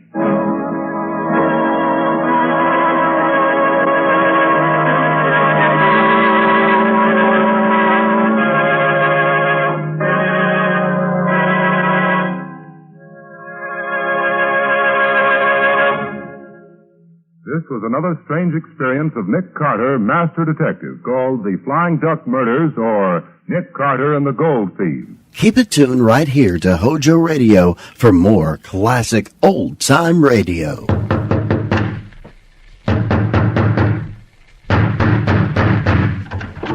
What's the matter? What is it? Another case for Nick Carter, Master Detective.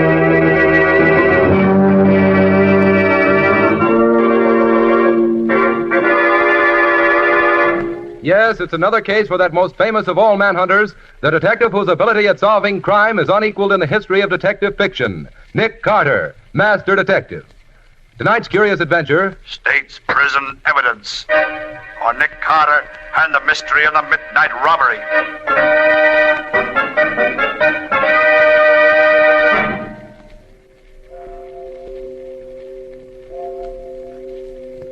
Pardon me, could you let me have a line?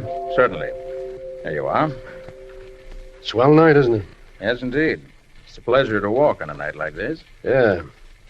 Well, thanks. Not at all. Good night. Good night. Yes, even in a big city like this, the stars are just as... Help! What? I wonder what's wrong with her. I beg your pardon, but is there anything I can do? Can I help you? Is something wrong? Murder! Murder? Who is it? My uncle. When did it happen? I don't know. Well, where is he? In the library. In this big house right here? Yes. Oh, it's awful. Now, you shouldn't be out here in your night clothes. It's too chilly. Come, let me take you back to the house. Come on. Yes. Back to the house. Did you call the police? No, I just saw him lying there in a pool of blood. Then I came out here to get help. Well, I'm Nick Carter, the detective. I'll be glad to help you if I can. Now, careful going up the steps. There we are. Now, if you'll show me the library. He's in there. Oh, yes, I see. He's dead, all right. Who found him? The housekeeper. She came in late and saw a light still on in here. And she looked in to see if he needed anything and saw... Then she called you? Yes. And you are... I'm Ella Jarbeau, his niece. I've lived here with him for the last 5 years since my mother died. I see. Has anything been touched since the body was found? No. Nobody's been in here at all. Good. Uh-huh. Shot through the head. Close range. Well, it looks as if he did it himself. No. Well, here's the pistol that was used, right beside him. Did you hear the shot? No. I sleep at the opposite end of the house. Oh, Mr. Carter, please find whoever killed my uncle. What makes you think he didn't kill himself? He wouldn't do a thing like that. I know it. Well, that's hardly evidence, Miss Ella.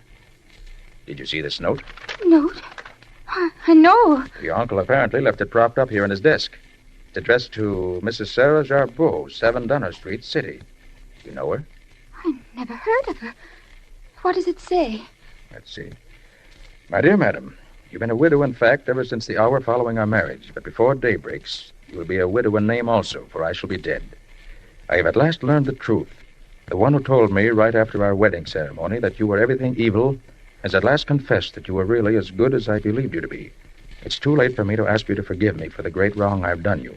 So I'm taking this way of making what amends I can. The upper drawer of my desk is my will, which leaves everything to you, your repentant husband, Enos Jarbeau. Well, that's a remarkable document. Did you know anything about your uncle ever having been married? No, I never heard that before. Well, that note would seem to prove it was suicide. I know better. May I see that note? Of course. Here. I knew it, Mr. Carter. My uncle didn't kill himself, and he didn't write this note either. Isn't that your uncle's handwriting? It looks very much like it, but he didn't write it. Uncle didn't use this kind of pen. What do you mean? Uncle Enos was very proud of his handwriting, and he never used anything but a special type of old-fashioned steel pen point. It has a very fine point. I see. Yes.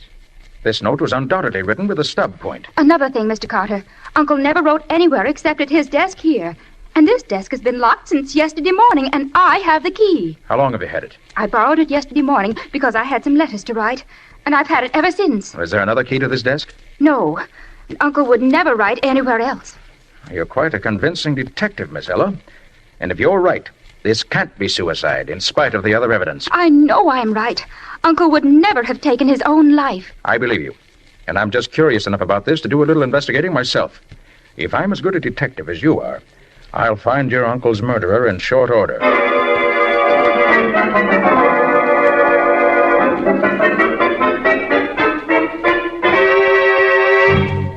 You think this Mrs. Sarah Blake is the woman you want, Nick? I'm not sure, Patsy. But when the maid told me that she never heard of Mrs. Sarah Jarbeau, but that Mrs. Sarah Blake lives here, I thought I'd better talk to her. She might be Mrs. Jarbeau using her maiden name. Here she comes now. You wish to speak to me? I'm looking for Mrs. Sarah Jarbeau. Do you know her? I do. I am Sarah Jarbeau. You were right, Nick. My name is Bill Peters. I'm a reporter. I'm writing a story on the sudden death of your husband, Enos Jarbeau. Oh, the poor man. He died to make up to me for my years of heartbreak. Yes, I saw the note he left. Would you please tell me what happened? Well, I met him one summer on the coast of Maine. We were married in the fall. We took a train for Boston, and on the way he went into the smoking car to smoke a cigar. I never saw him again. Why, that's terrible. Why didn't he come back? I only know that when the train reached the station, a messenger gave me $500 and a note. Oh. It said that he had learned I was not a good woman, and that I should never see him again. But didn't you try to clear it up? No. If he believed it, I would never seek to persuade him otherwise. I've worked as a governess ever since. I see. Well, thank you very much, Mrs. Jarbeau. Come along, Patsy. Goodbye, Mrs. Jarbeau. I hope you'll be happy now. Thank you. And goodbye. She certainly got a tough break. You know, Patsy, I was prepared to doubt everything she told me, but somehow I'm inclined to believe her story, even if it does spoil my theory that she's part of an elaborate put-up job. Which way are you going from here? Well, I think I'll... Pardon me, would you let me have a light? Yes, of course. Here you are. Thanks. Nice day, isn't it? Yes, very pleasant. Thanks. So long. So long. Oh, come along, Patsy. Wait a minute. I've met that man somewhere before. He asked me for a light just that same way. Where was it? Well, of course. It was outside Jarbeau's house last night, right after the murder. You mean you think he... Wait a minute, watch a minute. I want to see if he... Yes. He's going into the house we just left. Right. If he and Mrs. Jarbo know each other, the chances are her story is a phony. Oh, but Nick, she seems I know it, Patsy, but this changes things. Patsy, I want you to find out what you can about old Enos Jarbo's past. Find out about that marriage, if there ever was one. But first, call Scubby and tell him to get here right away. Okay. If that man leaves before Scubby gets here, I'll follow myself. Otherwise, Scubby can tail him. But I've got to know where he goes and what he does. Right now, he's our one positive clue.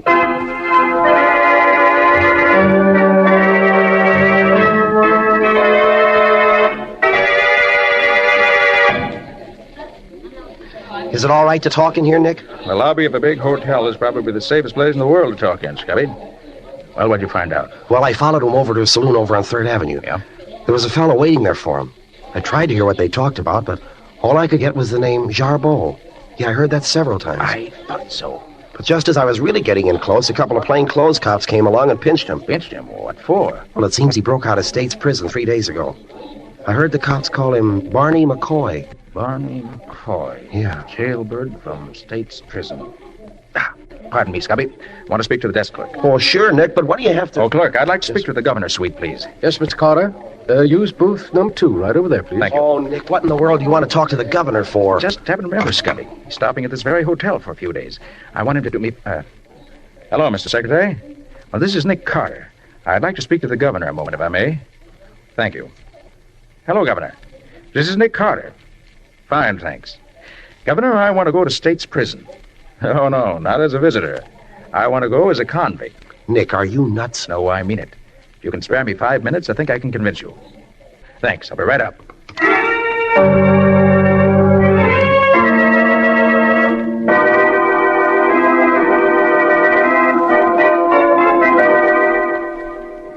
Ella, I asked you to meet me here at my office because I'm going to be out of town for a few days, and I want to have everything straight before I leave. Has anything further happened?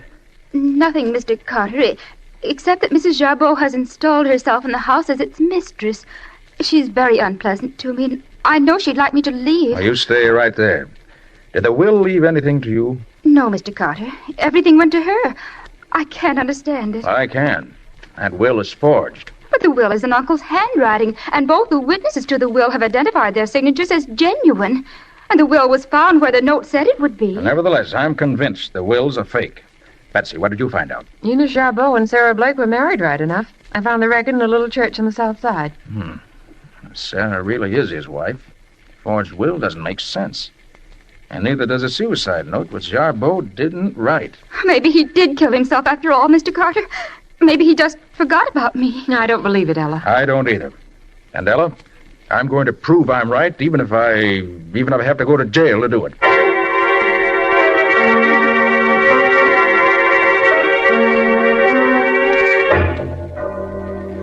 Oh, you're the new man. Yeah, Warden. What's your name? Max Herbert.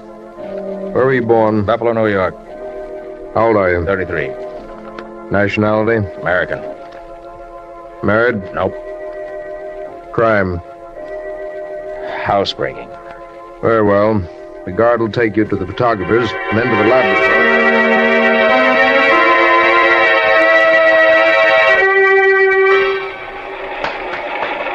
Well, fella, you've been here 3 days. How do you like working in this shoe shop? I don't like it. Not cut out for it. What are you in for? Second story job. What'd I get you for? Cracking a safe. There's 4 of us. 2 of them got away. Me and McCoy was nailed cold. McCoy? Hey, you wouldn't mean Barney McCoy, would you? Yeah. Yeah, you know him? Sure, know him well. Great guy. Yeah, sure is. And you know his wife? Yeah, some. She's a darn smart woman, Addie is. Addie? Yeah. Thought her name was Sarah. No, his wife's Addie. Sarah was his sister. Yeah, they look so much alike you couldn't tell one from the other. Yeah. Well, what became of Sarah? I don't know.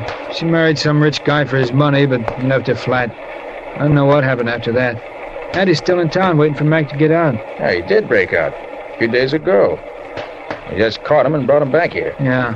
They got him on the rock pile for trying to escape. Hey, cut out that talking, you guys. Get back to work. Okay.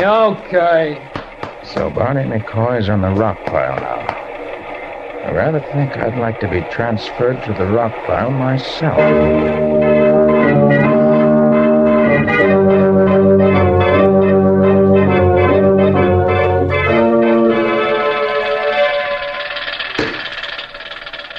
Hey, Barney. Look, you've known me now for almost 2 weeks. Yeah. So what? You know I wouldn't give you a bum steer, don't you? What are you leading up to, Max? I'm working on a way to get out of here. Before I come up here, I heard you on the level. I'd like to let you in on it. Where did you ever hear of me outside this place? A big town. A girl named Sarah told me about you. What? You married her sister, Addie. You know Sarah? Sure. About 5-6 years ago.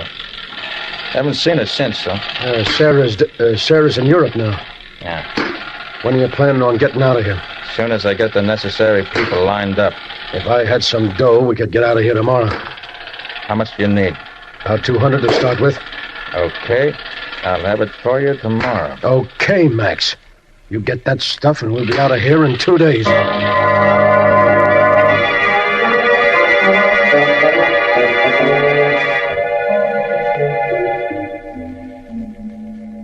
All right, you get 5 minutes to talk.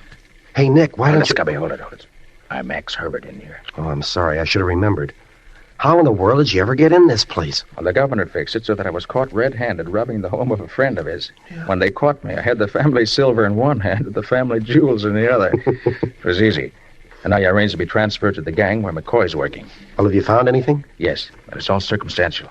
But Barney McCoy and I are breaking out of here day after tomorrow. And I'm hoping to get some proof then. Are you sure you're getting out of here? Yes. One of the keepers is working with us. Oh. I think this same keeper fixed McCoy's getaway last time. And I also think, from what I've heard, that he may have helped in Jarbo's murder. Yeah? I've learned positively that he was absent from the prison on leave that day. But isn't there danger if you're getting hurt if you try to break out of here? Of course there is. I have to take that chance. I've got to stick to McCoy. Don't worry, Scubby. I'll be all right.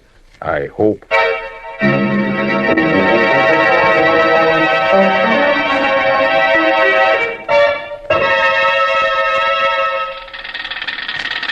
You all set, McCoy? All set. Everything's fixed. Good. You see that delivery truck over there, Max? Yeah. Well, that's going to break down when it tries to start. I get it. We'll have to help it get out of the yard here. Right. Listen. He's trying to start it now. The guard all set? Sure. Mike's with us all the way, same as before. Hey, you over there. That's us. Come on. Gab, give us a hand with this truck. Okay. What's the matter? Motor won't start. Have to give him a push. You two get a hold here and give him a start. Okay, Mike. The rest of you guys get back to work. All right, get your shoulder behind it, Max. Okay. Let's go. All right. Heave. All right, again. Heave. Once more. Well, come on, get it going. We ain't got all day. Heave. As soon as the motor starts, jump on the truck. Right, I got you. Okay, again. There. Come on, Max. I'm in. Get down so they can't see you. Look, bridge over the railroad tracks is just ahead. When we get over the tracks, be ready to jump. Be right with you. All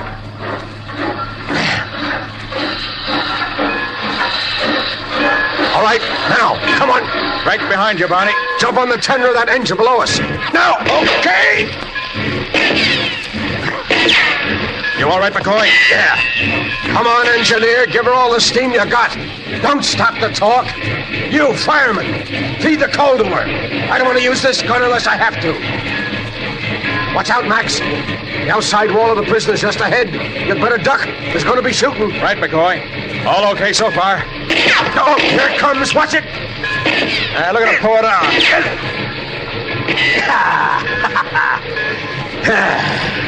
Well, we're out of jail now. And for good.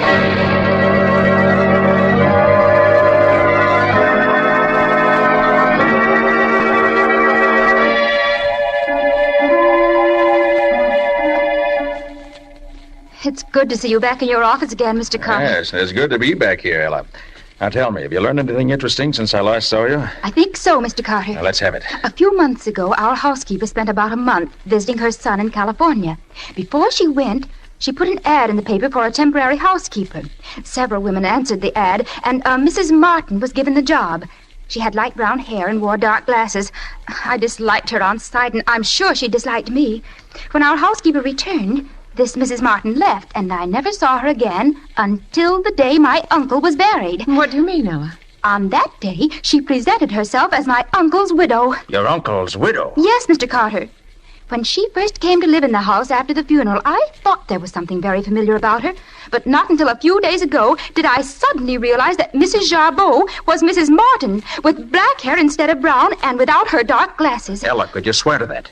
No, but some of her little mannerisms, certain tricks of speech, a funny way of walking, all make me positive. That explains the mystery of how the fake will was forged.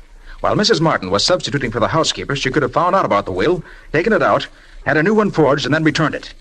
The night your uncle was murdered, the forged will was substituted for the original one in the desk drawer by using a duplicate key that had been prepared in advance. And it might interest you, Nick, to know that when Ella told me this the other day, I checked at the house where we first met Mrs. Jarbeau.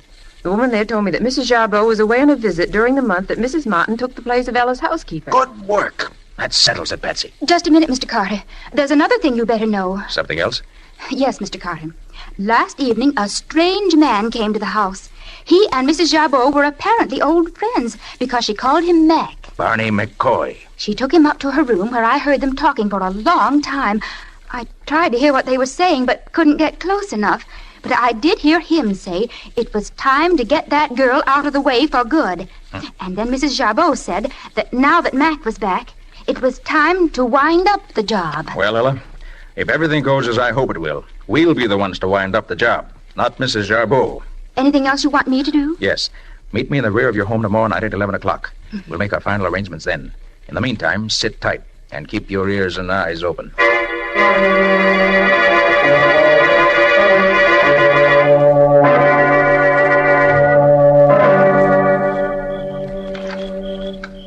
Mr. Carter? Mr. Carter? That you, Ella? Yes. Come into the living room here. We can talk better. Okay. Sure there's no one around? Not now. That man Mac was here earlier, but he left quite a while ago. Mrs. Jarbeau has gone up to her room. We can talk safely here. All right. Don't turn on the light. Maybe seen. We can talk just as well in the dark. Whatever you say. Now tell me, does Mrs. Jarbeau know you've ever seen this man, Mac? Oh, no. I've kept out of the way whenever he's been around. Good. Do you know what he came here for this evening? There was talk about chloroform and poison.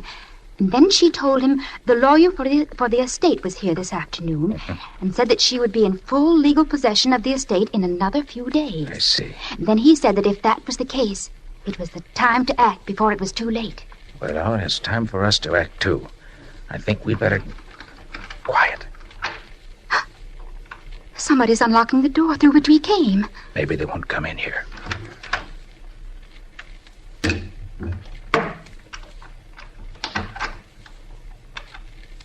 Who's in this room? I can't see you in the dark, but I know you're there. Who's there? Who are you? None of your business. Speak up or I'll shoot. If you do, you'll never live to see another day. What's going on in here? Why isn't the light on? Mrs. Jarbeau. Ella, what are you Barney doing here? McCoy, you... Max Herbert, by all that's holy. What are you doing here? Why, Oh, you see, Barney, Yeah? He's here because he loves me. Don't you know this man is an ex-convict?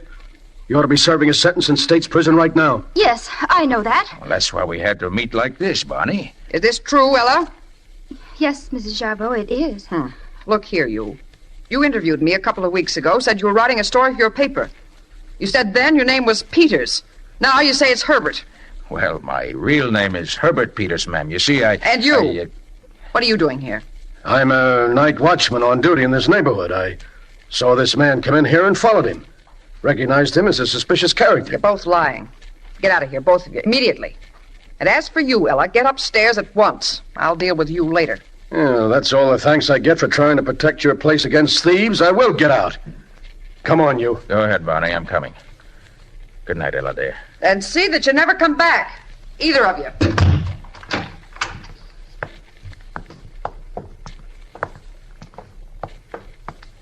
Hey, Max. Yeah?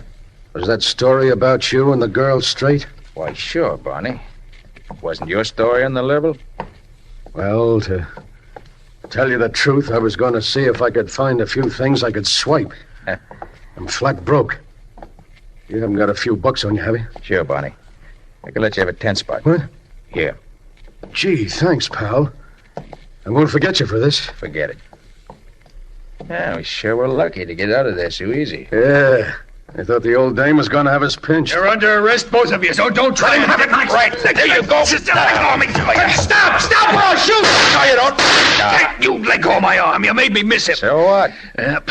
Well, I got you anyway. You won't get away. You're going back to state's prison again, Mr. Max Herbert.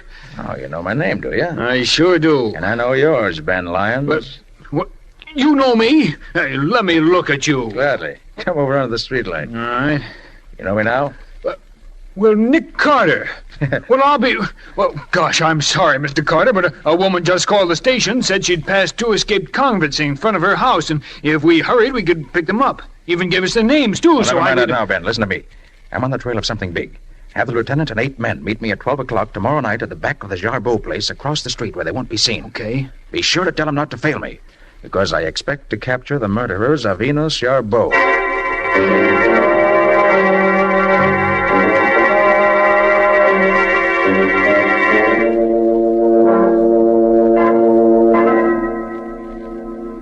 Are all the men posted as we agreed, Scubby? Yes, Nick. Outside and inside the house. Good. They have orders to let anybody come up here, but to let nobody go downstairs again.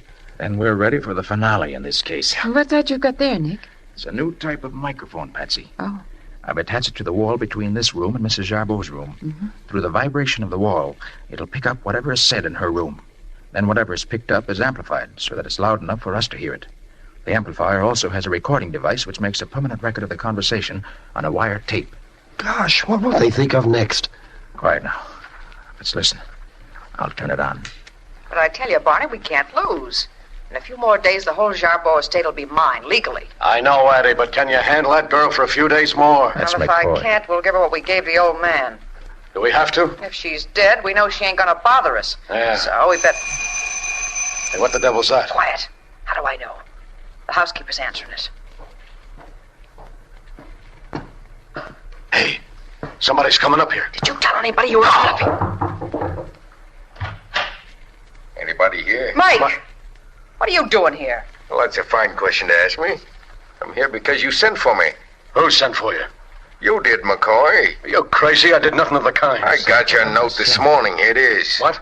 Come to Jarbeau House tonight, but not before 12. Everything okay. Very important. And it's signed Barney. Listen, I never wrote that note. Well, if you didn't, it means trouble for us. Somebody else knows about this business besides us 3. You mean we're caught? We ain't caught yet, but we will be if we don't watch our step. Even now... I was afraid of this. I knew I should have kept out of it. Ah, shut up, you rat. You're not in jail yet. But I'm going to be. I can feel it coming. Don't shut up, Mike. I'll brain you. You did it, McCoy. You fired the shot that killed the old man. I just... Shut up, you sniveling. Come on, kids. It's enough of that. Let's go. Right with you, Nick. Tom, you gotta get out. I'll take it easy, Sarah. Wait a minute, will you? I can't wait any longer. Get your hands up, both of you. And no funny business. Max, what are you... No, McCoy, not Max. Nick Carter. Nick Carter? You ain't got nothing on us. Oh, Nick's got enough on you 3 to send you to the chair. Yes, McCoy, we know the whole plot from beginning to end. Tell him what we found out, Nick. What do you mean? It means I know that Sarah married Jarbeau, and that shortly afterwards she died. You, Addie, her sister, married McCoy. When Sarah died, you found her marriage certificate and decided to use your resemblance to her to get the old man's money. McCoy was in prison then, but you arranged with the guard Mike here to help McCoy escape when the time was ripe. Then to pay Mike for his trouble, you cut him in the deal. Then you, Addie, got that temporary job here as a housekeeper, which was an unexpected break. While you were here, you had the fake will made. Then when all was ready, McCoy escaped as planned. Mike came with him, and between the 3 of you, you chloroformed old Jarbeau, and then shot him in such a way that it looked like suicide.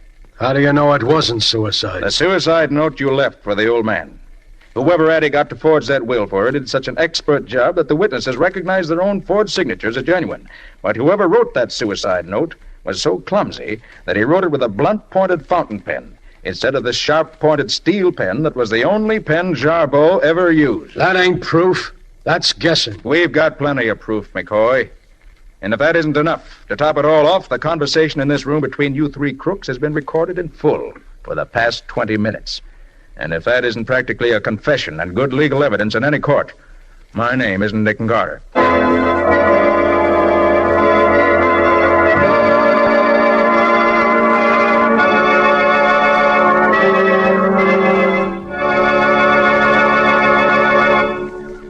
This was another strange experience of Nick Carter, Master Detective, called State's Prison Evidence, or Nick Carter and the Mystery of the Midnight Murder. Another of the curious adventures of Nick Carter, which are brought to you regularly at the same time each week by WOR Mutual. And now, Nick, what about our story for next week? Well, next week's story started off as a simple question of who stole the firm's funds. But it ended up by being the very perplexing question of who killed two men and caused the death of a third. And not the least puzzling part of the case was to find out who fired the fatal bullet which started off the murders. Isn't that usually the most puzzling part of a murder story? Well, yes, it is. But in this case, the man who was killed was standing by my side in the corridor of a large office building. And there was no one around at the time who could have fired the gun that killed him. I'm afraid I'm getting more mixed up all the time. That's exactly how we felt about it. But Nick cleared it all up in spite of everything. And we'll tell you all about it next week. So long. So long, folks.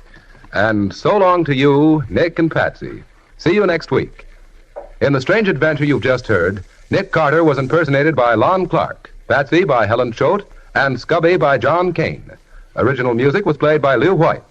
The entire production was written and directed by Jock McGregor.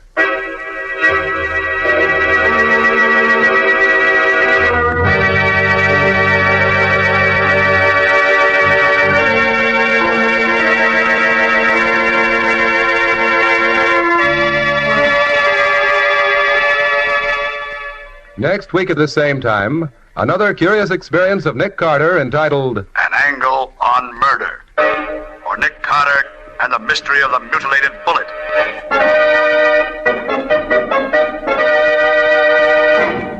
This story is a copyrighted feature of Street and Smith Publications, Incorporated. The Return of Nick Carter is produced in the studios of WOR and is broadcast over most of these stations every Monday evening at 9:30 Eastern Wartime. This is Mutual.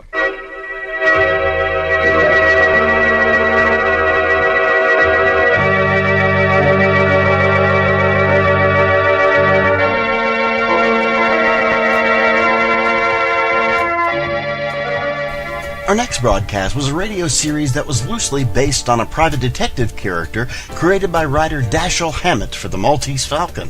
The show ran for 13 episodes on ABC in 1946, for 157 episodes on CBS from 1946 to 1947, and finally for 51 more episodes on NBC from 1949 to 1951.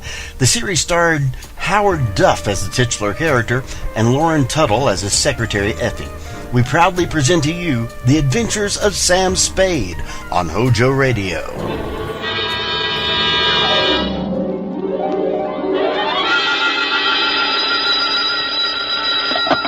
Sam Spade Detective Agency. Ahoy! It's me. Just came ashore. From what? A boat? A ship, Effie, a ship. Anything over 400 gross tons is a ship. Anybody knows that. Well, may I inquire what was your port of call? Calcutta. My, that was a quick trip. Well, Effie, I'll tell you, I got so homesick for you I couldn't stand it, so I assembled my gear and jumped ship. Why, Sam, how sweet. A fast there, gal. I'll be right down to dictate my report.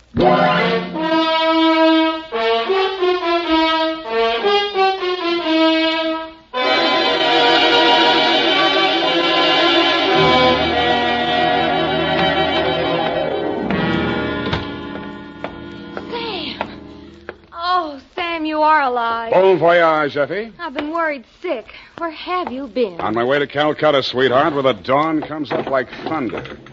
Sam, what are you talking about? Calcutta? And the flying fishes play. Ready, Effie? Sam, why did you want to go to Calcutta, of all places? I didn't, Effie. I hate Calcutta. I was Shanghai. To, Mr. Philip J. Fogg, purser, SS Lurene. How do you spell that, Sam? Lurene. Oh, that's pretty. Sam, how could you be shanghaied in this day and age? I mean, isn't it against the law? Stow it, Effie. You're pumping bilge water.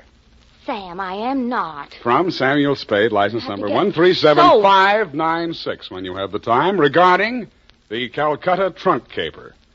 Dear Mr. Fogg, the following report will explain the enclosed voucher, which is a claim against your company for the amount of $500 and no cents. It will also answer any questions you might be asked concerning the recent unpleasantness on board your ship. It all started yesterday morning in San Francisco when my secretary announced briefly and caustically that there was a lady outside who wanted to talk to me. I judged that she was worth talking to. She was. Your secretary let me in. Well, I'm glad she did. What can I do for you? I'm Marcia Hopkins. I see. Mrs. Marcia Hopkins. I see. However, my husband is dead. I see. It's about my sister that I've come to you, Mr. Spade. I'm dreadfully worried about her. Who's your sister? Miss Constance Pendleton. And she's become involved with a ne'er-do-well, a completely worthless scoundrel, and a real foreign bluebeard. All three? It's one man, Mr. Spade. A Bulgarian, Major Andrea Rodnik. They're going to be married this afternoon, and I'm positive that his only interest is in her money. I'm convinced that he's going to kill her soon after the ceremony. He's done it to other wives in Europe. I've warned Constance and pleaded with her, done everything I could to stop it. But she's completely infatuated with him and refuses to listen to me. Mm-hmm. What do you want me to do? Prevent the marriage if you can. Get the truth about Rodnik's background and face Constance with it. Oh, Mr. Spade, in some way you've got to make her realize the seriousness of the situation. He's a ruthless character. Well, do what I can, Mrs. Hopkins. Oh, thank you, Mr. Spade.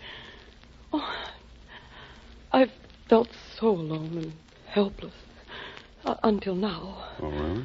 But you will do everything you can, won't you? We've got to save her life.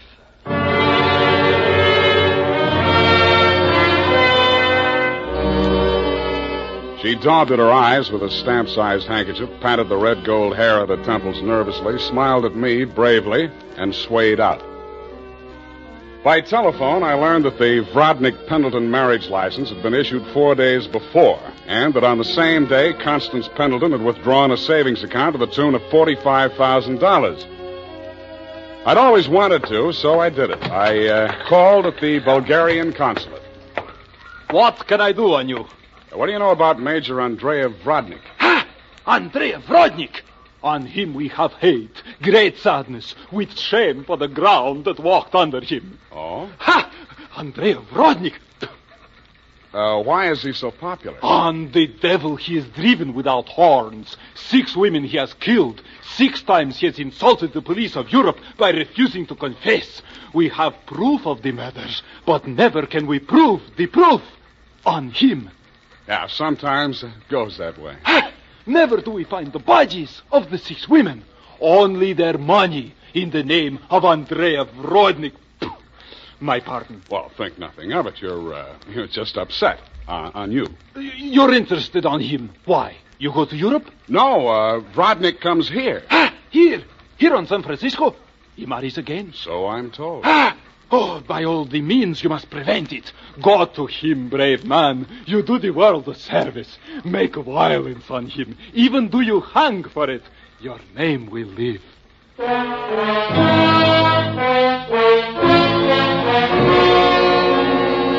With those valiant words goading me on, I left.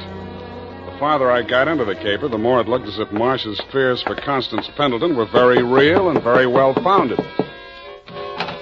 When Constance opened the door of her hotel suite, I could see 3 trunks and a number of smaller pieces of luggage, all locked and ready to be taken out. Yes? You're Constance Pendleton? Yes? I'm a detective. My name is Spade. Detective? What do you want? I want to talk to you about that Bluebeard you're going to marry. Get out of here. You listen, I'll talk, and then I'll get out of here. I just left the Bulgarian consulate. Vrodnik has been accused of the murders of 6 women in Europe. Each of them were wealthy. Each of them married him, and each time Vrodnik came into all their money. Are you trying to blackmail me because of the lies about my fiancé's past? If you are, you're wasting your time. Well, no matter what I'm doing, I'm wasting my time. But to put you straight, your sister hired me, and I am now resigning. She's worried about you, not me. Then you should spend more time investigating your clients, Mr. Spade. You could have saved both of us some time. I have no sister. This is my wedding day. Goodbye, Mr. Spade.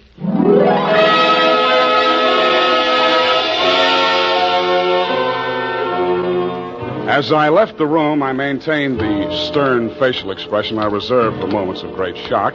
But once outside the door, I allowed myself to be carried on the wave of rage and embarrassment for just a minute, and I kicked over 2 potted palms. As I limped down the corridor, I was overtaken by none other than Marcia Hopkins. Did you see her? Let's talk about you first. Did you stop the marriage? Why did you really want that marriage stopped? But I told you. You told me you were her sister. Oh. She said she didn't have any sister. All right, Sam, I did lie to you about that. But I'll tell you who I really am. I don't want to know who you are. I don't ever want to know. All I want from you is my honestly earned fee and a brief but permanent goodbye. Oh, no, Sam, please, listen to me. We've got to save that girl.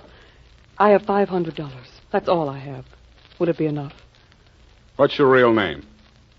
Marshal Rodnick. Yes, he's my husband. I've been married to him for 10 years. We've traveled all over Europe, and I never knew where the money was coming from.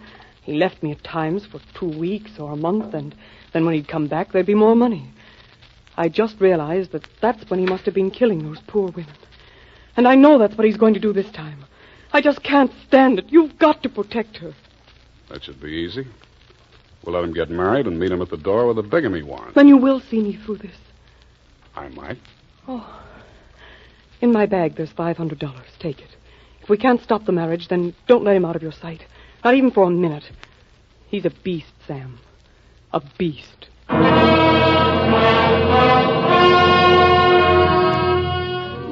Marcia dropped me in front of the Beast's Hotel, and I climbed some fake marble steps to the second floor and knocked at his door.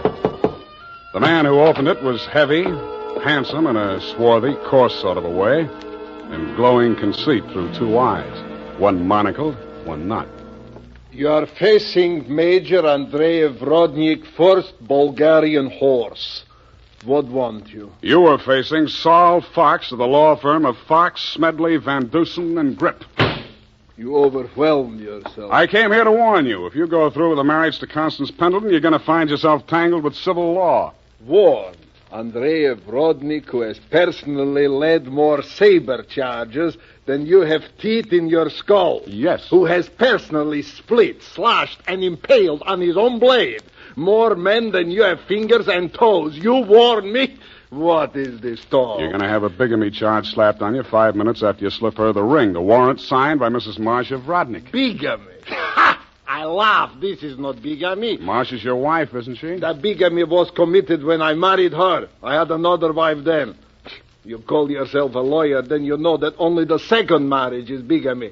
The ones following that are nothing but interludes. Okay, Major, go ahead and have your interlude. I'm just warning you. Oh, speaks. We are being married on Redwood City from a justice of the peace 1 hour previous. Then we are sailing through the SS Lurin at midnight with our honeymoon. Already a droshky waits for the baggage and luggage. Go now before I'm losing my temper. If you're ever in Calcutta, look me up. Da!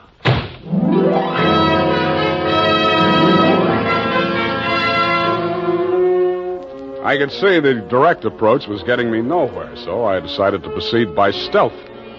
I waited outside the building, and when he left, I tailed him. He made 4 stops. At a second-hand store, a hardware store, a surgical supply house, and an undertaker supply house.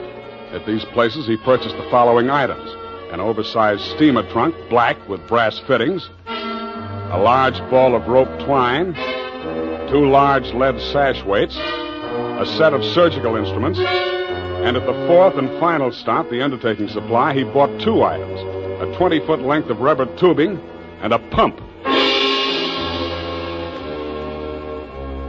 He returned to the second-hand store with his other purchases, put them inside the trunk, and ordered it sent up to Constance's hotel immediately, and thereupon it took himself to the same place. Marcia was waiting in the empty lobby when he went in. I crouched behind a pillar, turned up my hearing aid, and listened. Did you get the thing? Yeah. Now listen, my darling. We must work fast. As soon as the trunk arrives, before she has a chance to get to the telephone... Yes, Andre, but please, no cutting in the apartment. As you wish, my darling. Now, you know what you have to do. While I'm getting her into the trunk, you'll change her clothes, put on her traveling dress, the hat with the wet... What is it? What's the matter? Nothing. Come, we must make haste.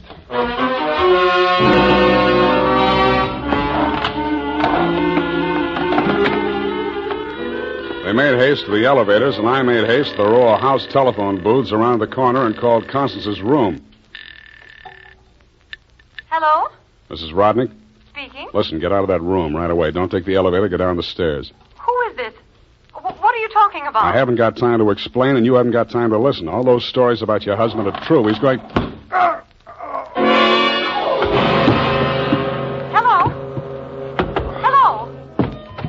Are you still on the line? My hand closed clawed out for the door handle, but I couldn't reach it. I felt as if the walls were closing in around me, and just before it got dark, I had the crazy notion that I was inside Brodnick's big black trunk with the brass fittings. I could still hear Constance's voice way off in the distance, somewhere in the direction of Calcutta. I tried to shout to her, to warn her, and then the lid closed over me.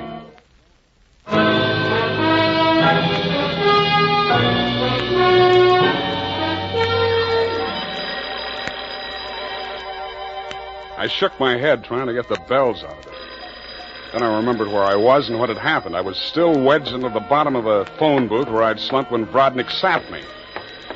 I got out of there somehow and grabbed a taxi for the Embarcadero. The time was 11:55. The SS Lorraine was scheduled to sail at midnight.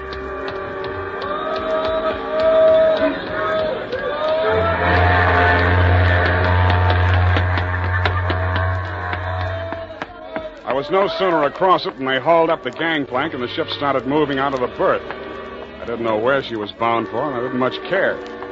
I checked the passenger list and found that Major and Mrs. Andreev Brodnick were in stateroom 12, A deck. 1 minute later, I was hammering on the door of stateroom 12. The woman in Brodnick's stateroom was Constance, and she was not in a trunk. I thought I told you to stop interfering in our affairs. Yeah, your husband told me to, but I didn't like the way he did it.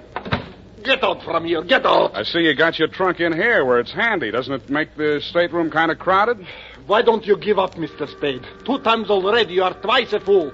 Marcia has no money to pay you, neither have I, even if she had the case. And believe me, she has not. Oh, why do you even bother talking to him, Andre? Mr. Spade, will you go now, or will I have to call the steward and make a complaint against you? I went. I still thought Marcia Hopkins was somewhere on that ship. I still didn't like the look of that trunk. I found the purser's office and went in. You looked at me as if you thought I was a stowaway, Mr. Fogg, and you were right. I'll have to make arrangements for you to ride back with a pilot, Mr. Spade. You realize, of course, that you're subject to a fine. Look, I don't want to do anything illegal. You know, it was just an impulsive thing. Couldn't I book a passage? Oh, there's the matter of your passport. We could arrange your visa and so on in San Pedro. We'll put in there in the morning. Well, that's good enough. How much is the fare? Oh, let me see. That's $483.87, exclusive of tax. Oh, hey, now, wait, I wasn't thinking of taking quite such an extensive voyage, you know. I just wanted to get a little sea air and... how much to Pedro? I'm afraid you don't understand, Mr. Spade. This is not a coastwise steamer. Our first official port of call is Calcutta. Yeah, I know, but... Calcutta? That's in India. Well, don't you have something a little less expensive, like steerage or... There is only one stateroom available, number 14A deck.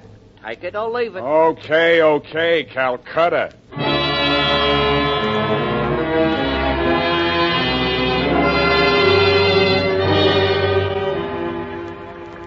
After buying my passage to Calcutta, I had exactly 12 cents left. This I gave to the steward who showed me to my stateroom. He thanked me, kicked me in the shins, and left. Out on deck, a tall, red-nosed old gentleman in knickerbockers and a yachting cap was taking a turn around the deck. With him was a face I'd seen in the morning lineup down at the Hall of Justice a dozen times. He was a hotel thief by profession, name of Norman Gorman. He knew me, too, but he didn't give me a tumble. I fell into step with him. Sea air. Nothing like it, am I right? Yeah, I guess it's okay, but there's so much of it. Bracing. Salt spray. Nothing like it. Oh, hey, Norman, my lad. I hate it.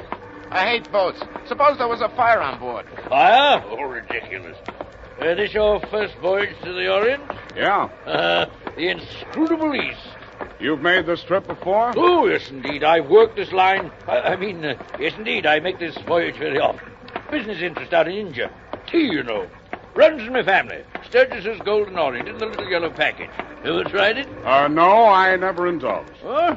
Don't drink tea. That's ridiculous. Commodore, I need a drink. I ain't happy. Suppose there was a fire on board here. Well, let's all have a drink. Yeah, suppose there was Shall a we? fire. Come on, I'll shot you to a drink, sir. Not me, Commodore. I just remember this is Fire Prevention Week.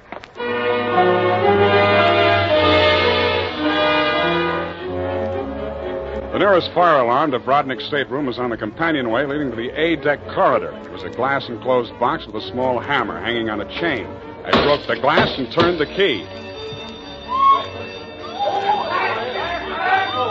In 3 seconds flat, the entire population of A-deck were shoving each other up the companionway, grabbing for life preservers as they went.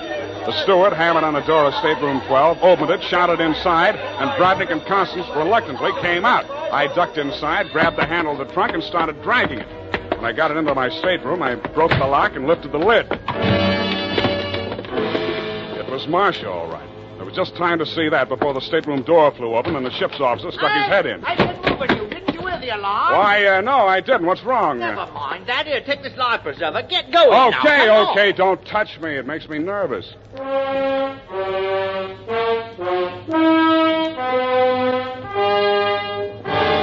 20 minutes later, the captain announced to the mob up on the deck that it was a false alarm, and the passengers drifted back to their cabins. I tried to look casual as I unlocked my stateroom door and walked in.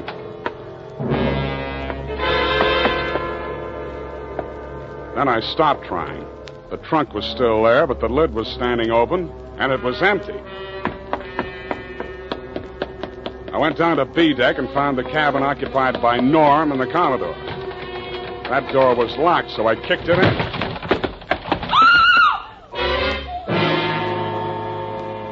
You could still see the marks on her wrists and ankles where the cord had been. It was the girl I had seen in the trunk. It was Marcia Hopkins, and she was very much alive. Oh, I'm sorry. I thought it was... Oh, what am I going to do? What am I going to do? You've got to help me, Sam. Why should I help you? He's crazy. They're both crazy. It all depends on who's in the trunk, doesn't it, Marcia? When it was Constance, you didn't think he was so crazy. Oh, don't you understand? I had to pretend that I'd help him. He was going to kill her right there in the hotel room. I told him it was too dangerous. If anybody looked in the trunk, it would be safer if she was in there alive. So he finally agreed and said he'd wait until we got out to sea to kill her. And then he was Yeah, going I know to... about that. Oh, the idea was so awful, I couldn't stand it. I started to scream, and then he stuffed the gag in my mouth and tied me up. He must have used chloroform or something, because the next thing I knew, I was in the trunk. And that little dark man was leaning over me. He and that old man with the knickers. They brought me here. So they pulled a switch on you. You were the fall gal all along. Oh, you've got to believe me. It was the only way I could save her life. You're the only one I can turn to, Sam. That little thief and the old man, they'd deliver me dead if there was an extra $25 in it. Oh, say you'll help me, Sam. Please say it. Well, when you ask me like that, what else can I say? Oh, you do believe me, darling. You do believe me. Come on, let's get out of here. I'm sorry, Mr. Spade. Please step back inside. I promised my associate, Mr. Gorman, that I would not allow this young lady to risk her life by leaving this cabin. You're getting into this caper at the wrong end, Commodore. It's wound up. They've bungled it. It's no good anymore. You may be right. But you understand my position, sir. I can't take any chances. You've talked to Mr. Gorman? Norm? Yeah, I talked to him. He took you into his confidence? Stop making with the pistol, Commodore. You don't know how to use it anyway. Oh, heavens, Norm. You're as white as a sheet. What is it? Oh, he's sick. Go get a doctor. Yes, indeed. Right away. Listen, Spade. Take her with you. Get out of here. I don't want no part of this. You got it bad, Norm. I'm sick, I tell you. The way I had it sized, this was a clean caper, a snatch. I figured the dame here's an heiress or something. Maybe they drop her off in L.A., connect some ransom, and go on. I figured there was enough for all of us. Oh, but that creep, that Brodnick, he's crazy. He's a regular Jack the Ripper. Stop babbling, Norm. Tell me what happened, exactly what happened. I get a sinking feeling in my stomach every time I think about it. Well, I go in, see? He's very smooth, very businesslike. He offers me a drink. I accept it. He mixes a couple of highballs for me and the dame, then he starts talking. I guess she don't know all about it before this, because she gets just sick as I do. First, I think he's kidding. Then he drags out this set of cutlery like a doctor uses to operate on people. Only he's got something else in mind. The porthole, you understand? Oh, please. I don't want to hear anymore. Being as it's you he has in mind, I don't blame you. My stomach. Hey, Norm. Norm. Here he is, the ship's surgeon. Oh, dear me. What? Stand away from him, please. Help me get him into the bunk. Sure, Doctor. Take the shade off that light, please. Yes. Yes. He's dead, isn't he? Oh, yes, he's dead, of course. Who poisoned him? I didn't waste any time answering him. I grabbed him by the arm. Before he could object, I was pushing him up the companionway to A deck. It was probably too late to save Constance's life. She'd drunk the same poison, and I was pretty sure she had, but if I was going to nail him for the murder of Constance, I had to get there before the evidence vanished. We got there just in time. I don't need to tell you what we saw, and I'd rather not. Rodnick rose slowly to his feet, clicked his heels military fashion, and bowed very low. Ah, the ship's surgeon. How opportune. Perhaps you could advise me, Doctor. After all, I am, in all honesty, even still, a mere amateur at this sort of thing.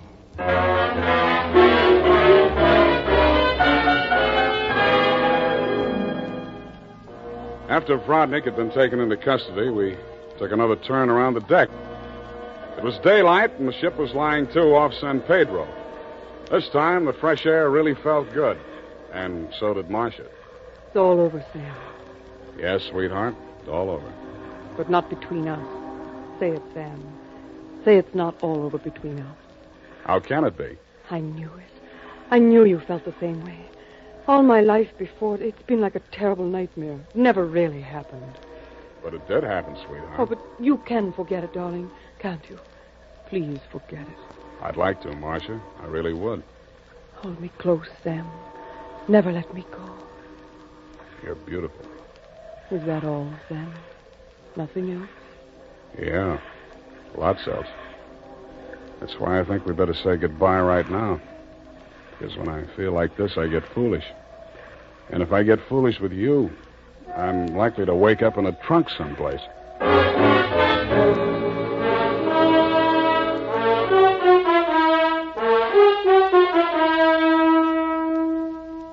And that, Mr. Fogg, is the true account of the Calcutta trunk caper. As my voyage was interrupted through no fault of my own, I trust you will advise your company to refund my passage minus the one-way trip to San Pedro. Period, and a report.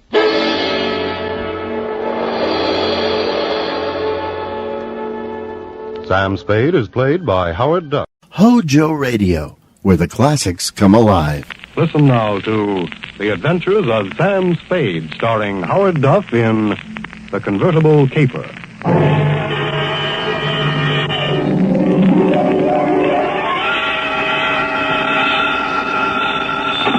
Sam Spade Detective Agency. Me, sweetheart. Sam, I knew you'd have the courage to come back and face it. Well, I'm back, Effie. What shall I face first? You didn't do something else, did you, Sam? Besides what? Besides running away with that woman in a stolen car. You're a little mixed up, Effie. The car was stolen from her. You mean it was her own car? Well, not exactly, Effie. You see, she stole it from somebody else, and then somebody stole it from her, and then I got it back for her. Well, it must have been quite a car to be worth all that trouble. It wasn't so much the car, Effie, as... Body? Sam, I don't understand. Think it over, sweetheart. I'll be right down to dictate my report.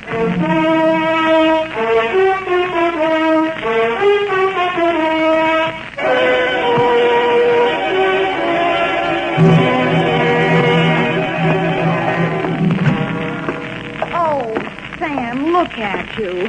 Can't you take no for an answer? And just what do you mean by that, Miss Perrine? Claw marks on your face. Wrong again, sweetheart. She said yes, I said no. Hence the scratches. I knew she was that type the minute she walked into this office. That ankle bracelet and green nail polish. Green nail polish. Well, puce colored. This one goes to homicide, Effie. Oh, not another murder, Sam. What else? To Detective Lieutenant Dundee from Samuel Spade with license number 127596. Subject, the convertible caper. Dear Dundee, it had been a dull morning, but just before lunchtime, things began to brighten up. Her clothes looked like money, and what they were wrapped around looked even better. She eased herself into the chair I pushed up for her, rattled about $1,000 worth of charm bracelet at me, and after she'd arranged her legs, mouth, and eyes to our mutual satisfaction, she allowed me to hear the sound of her beautiful voice. I do not know whether you will be interested in my case or not, Mr. Spade. Put your mind at rest, Miss Estrada. Estrada. Who knows? Perhaps I am merely a waste of time. My time is your time as you stay in the States, Mrs. Strada. Oh, you are very simpatico, very kind. Yes. Entonces, my automobile has been stolen. When and from where? Last night, after midnight, while I was checking in at the Hotel San Rafael, where I am staying, I foolishly left it parked outside with the keys in it. Have you reported this to the police? No. I suggest you do. No. No? No. Well, why not? Because I stole it from another. I see. No, but you do not yet know all.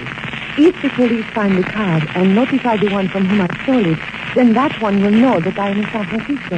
And that's bad. He must be bad. If he finds out I am in San Francisco, then he will come here and kill me. That is why I must recover the car rapidly and without the police. You will be glad to help me. Be very pleasant, Mrs. Strada, but hot cars are not exactly in my line. You wish that I don't think anybody would murder you just for stealing his car. Oh, not for the car, no. Already he tried to kill me once, twice, 3 times. So I take the car and drive away rapidly. Away from where? Mexico State of Chihuahua, where this pig resides who wishes to murder me. Why? Oh, he drinks. He becomes a beast. He accuses me of... Look here on my shoulder, the scar. Well, already he cuts me with a knife. Uh-huh. Now you have seen something that changes your mind about me, huh? You see that I am sincere. Why, Mrs. Strada, I never had any doubts. Oh, please. I am without friends. You will call me Micha, yes? Yes, indeed, Micha. Bueno, now we are friends. In the car is sitting the pig. Hey, what's this pig's name? Pig is the only name I will honor him with. Pig. What make of car is this? Leonza. You know this kind of car? Yeah, it's a foreign car. I've seen a few around. This must have set the pig back several $1,000. Huh, he steals everything. Listen, my darling, please notice. Around here is pink with blue fenders. Not anymore. That's the first thing a car thief changes, the paint job. Any other distinguishing marks? Yes. I think. It has a radio. You don't say. And it has 2 windshield wipers. Well, I'll buzz around, Micha. If I find anything, I'll let you know. My fee is... Yes. Yes, that is something else. I have no money. Oh, that's great. That's just great. But I am sincere. You said so. Look, my darling, take this. It is worth very much. See? This little charm alone. Platinum set with diamonds. Worth very much. You will keep it until I pay you, eh? Adios, Father. Hasta la vista. She thrust the charm bracelet into my hand, bit me on the ear, and departed. I put a Band-Aid on it, ran some cold water over my head, poured myself a stiff slug of bourbon, and examined the bracelet. The dangle she'd pointed out was a white metal disc with a monogram in diamonds, 2 vertical bars with a horizontal one on top. It was the Greek letter pi or the initials PT, depending on who had stolen it from whom. I knew it was at least worth my fee. I dropped it into my pocket and went out. My first stop was over on Mission. The sign on the building says, Masterpiece Auto Painting, Joe Rembrandt, proprietor. Sam, long time no see. Hello, Joe. Got something you want painted? No, but I think you may have painted something I want. Sam, you know me. They drive them in the front. We spray the paint on them and push them out the back. No questions asked. That's quite a turnover, Joe. Yeah, we're going big time. Got the exclusive now for the syndicate work in the hill. Is that right? Yeah. What are you looking for, Sam? A murder car? Could be. It's a custom job, foreign car, Deonza. Here's what it looks like. Yeah, convertible. Sure, come in this morning. 2-color job. Which 2 colors? Canary yellow body, baby blue fenders. Yeah, quite a car, Sam. Quite a snazzy Heath. Heath, huh? Yeah. Is that what you want to know? It was. Happy Herman Heath was one of the biggest used car thieves in the city. As I got off the streetcar in front of Happy Herman's lot, a flash of canary yellow paint caught my eye. I strolled down between the rows of cars and found him. Yes, sir. Heap's the name. Happy Herman Heap. Every car on this lot is in perfect mechanical condition. Take your choice. Kind of hard to choose, Herman. There's so many here. Yes, sir. It takes a heap of heaps to make a heap of heap. Yeah. That yellow job with the blue fenders there? Oh, yes, sir, but the motor in that car, it does need some work. Now, over here... Does it run? Oh, yes, it'll run, but over here... This is more what I want. Let me try it. Sounds all right to me. Oh, idling, yes, but needs some work in the transmission of the differential. Mind if I drive it around the block? Well, the mechanics are just about to work on it. Besides, I'm afraid this car is more than you care to invest. Well, let me try it out anyway. Here, I'll leave a deposit. I reached in my pocket for Meech's charm bracelet.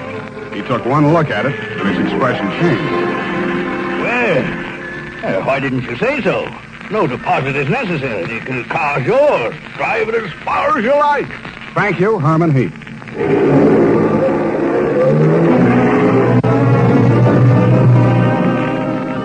I took him at his word. I put the magic bracelet in my pocket, drove back to O'Farrell Street, parked in front of the San Rafael Hotel, slipped the doorman a buck to wash it for me, and went on into the lobby. The desk clerk said that Senorita Estrada had checked out 30 minutes before, leaving no address.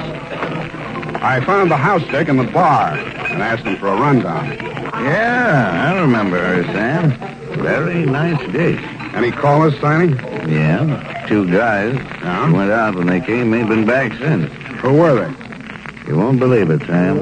One of them was Tom Carey. What's he doing in San Francisco? He's wanted for murder. And I don't know, but there must be plenty in it if it brought him back across the border.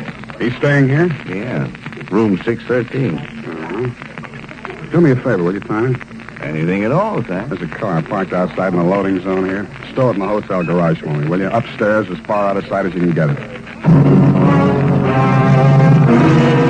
I went upstairs and rang the buzzer at room 613. The door was opened by a little dark-complected man with hard eyes and Indian features. There was a mean-looking knife in his hand, but he put it away at a nod from Tom Carey. How'd you find out I was in town? Not from Meecha. I don't know how much he told you, Sam, but if he told you this much, he was 11. It's $1 million caper.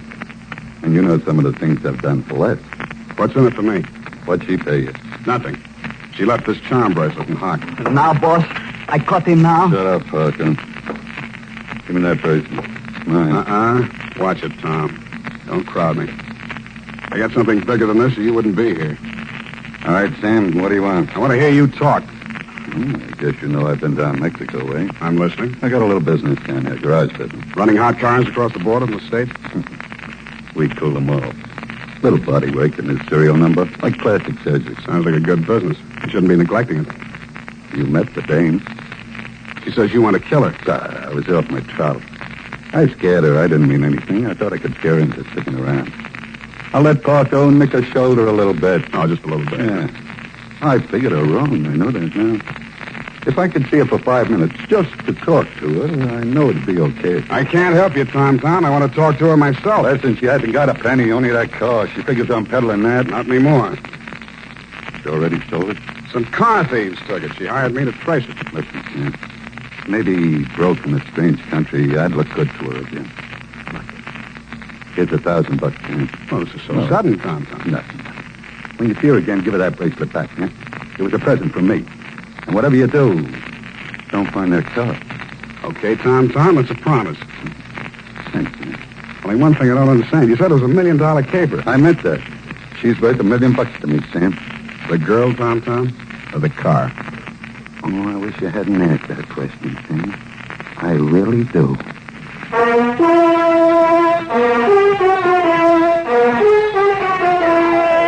And now, back to the convertible caper. Tonight's adventure with Sam Spade.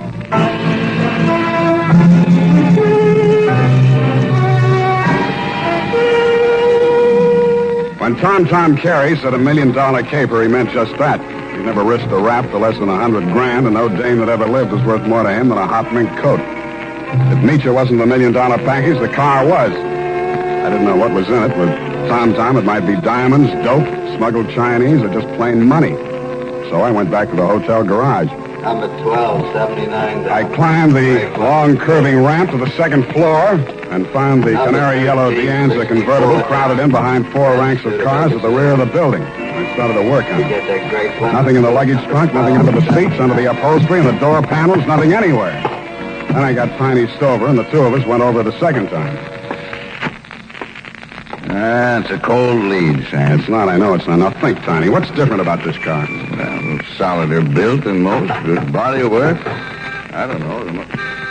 Hey, here's something. What? There's a hole punched out of this fender over here. About the size of a quarter. Let me see that. Yeah, right here.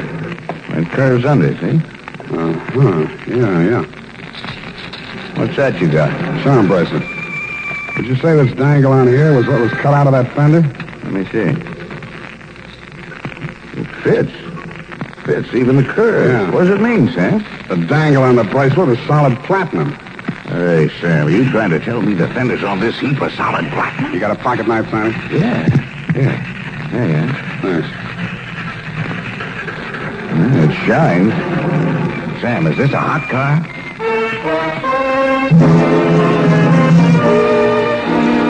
I didn't answer him. I didn't have to. He looked from the gray-white gleam of the bracelet shine to the square of paint I'd scraped off the fender and answered the question himself. Meech's convertible was convertible in more ways than one. It was about the hottest car in San Francisco as of that moment. After I'd left the garage, I tried to phone Tom, but he wasn't in. I had an uncomfortable feeling he was out looking for me. He was. As I stepped out of the phone booth, there was a rush of air past my left ear. A knife stuck in the wood less than an inch west of him. I came out in the street in time to see him duck around the corner into an alley. I ran after him. I collared him and stood him up against the wall. Let me go. Let me go. I cut you down. What do you know about that car? What do you know about that car? Come on, talk, or you get more of this. I don't know nothing. They don't tell me nothing. Where's Meecha? I don't know. Meecha don't know nothing either. Only Tom and... Tom and who else? I don't talk no more. They cutting you in? I don't need no cut. The boss, he pays me good. 40 pesos. Sometimes more. Work for me and I'll cut you in. I cut you to pieces. The boss treats me good. Sure, you do all the dirty work. There's any trouble, you'll take the rap. What means rap? They put you in a little room and squirt gas in you. You fall dead. Gas? Tom do this? He does indeed. Venga. Come, I take you to see the man. Su nombre es Félix. I think he will be very happy to see you.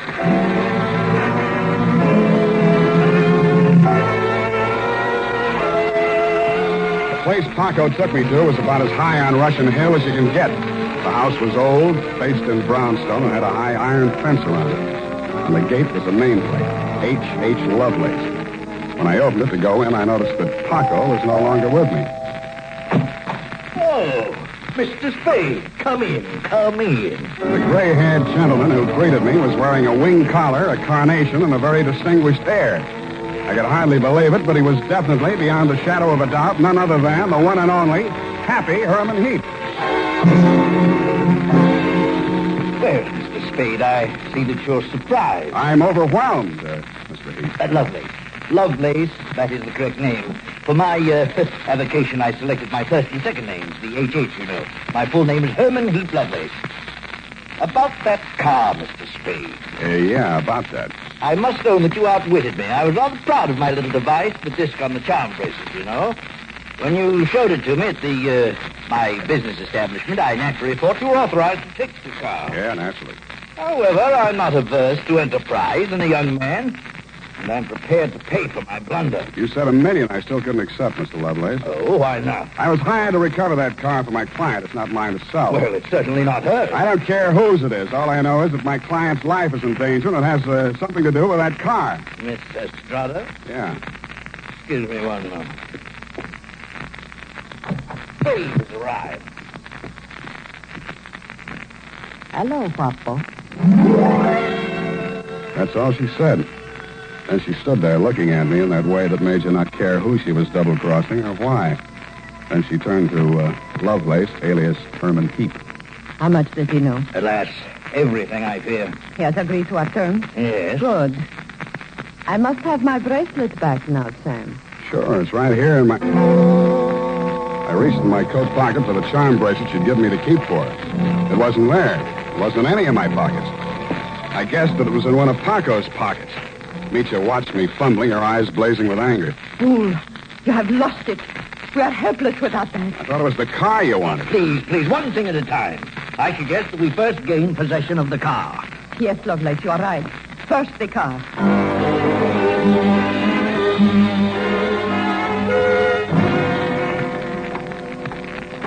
Ah, yes. This is the car at last. A princess in vulgar raiment, but still a princess. No royal coach carrying a king to a coronation ever held such riches. Hi, you talk too much. Oh, I do. Well, take your place at the wheel, Mitchell. We shall drive out of here into a splendid future. After you, Mr. Spade. No, Mr. Heath. After you. Yes. Ironic, isn't it, that with all my varied interests, I've never learned to drive a car. There tu poco, viejo. You seem kind of shaky, Mitya. You sure you can handle the car down the ramp? I'm very good driver, Guapo. Mitchell, stop! Put on your brakes. There's a man coming up the ramp.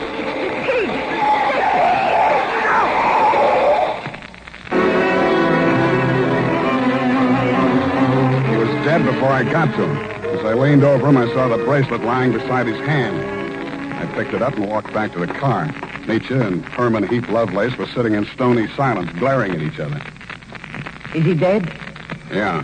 Was the bracelet on him? I didn't look. Lovelace, go and frisk him. Must I? It's very distasteful to me. Come, Mr. Spade. You fool. We trust this detective. Go on. Very well. Get in, Sam. Get in. We leave him here. What's the matter? Is something wrong? Oh, nothing at all. Come back here! This is an outbreak! Come back here, I say!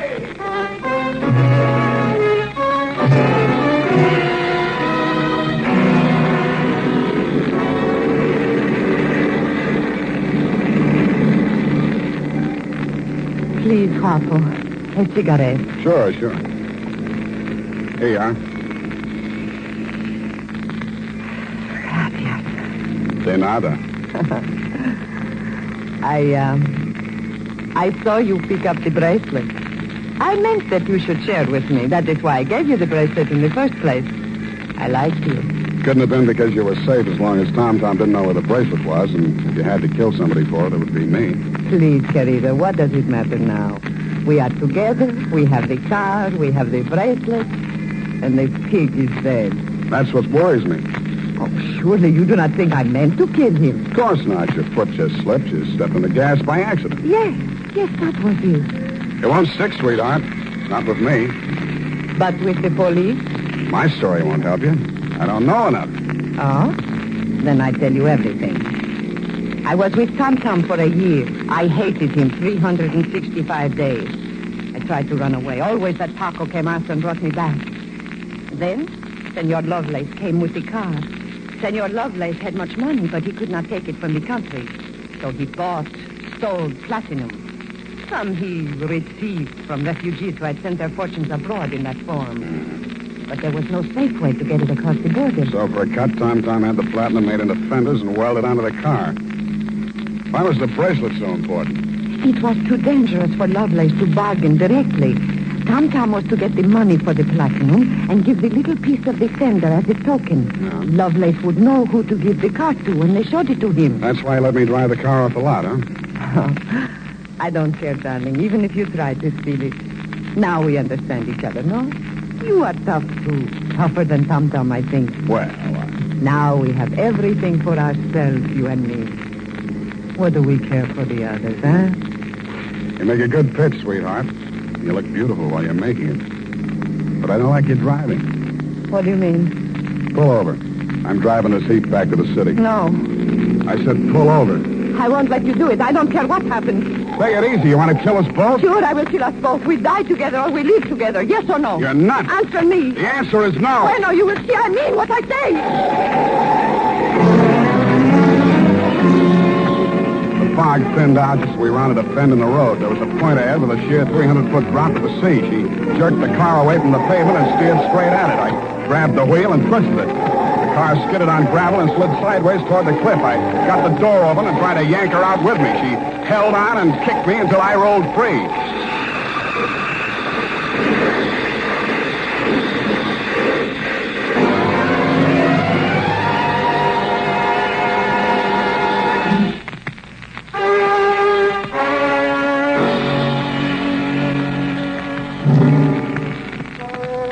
didn't look very beautiful when I saw her for the last time.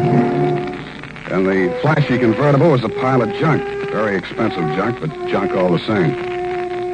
I understand the federal men have confiscated the platinum and are holding Lovelace for questioning. I doubt if he'll crack. Nobody can embarrass a used car salesman. Period. End of report.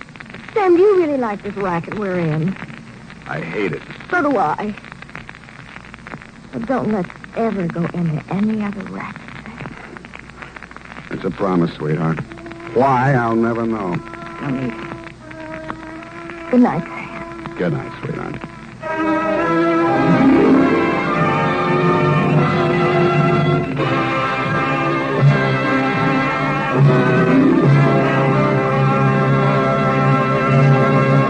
The Adventures of Sam Spade, Dashiell Hammett's famous private detective, was written for radio by Bob Tolman and Gil Dowd, with musical direction by Lud Gluskin.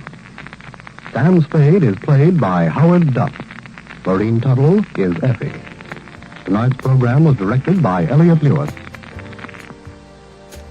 Our next broadcast was a radio drama series which aired from 1939 to 1950.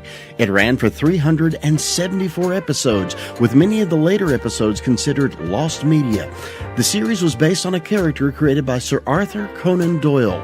We present to you The New Adventures of Sherlock Holmes, next on HOJO Radio. This episode from the life of Sherlock Holmes will be transmitted to our men and women overseas by shortwave and through the worldwide facilities of the Armed Forces Radio Service. Pet-Free Wine brings you Basil Rathbone and Nigel Bruce in the new adventures of Sherlock Holmes.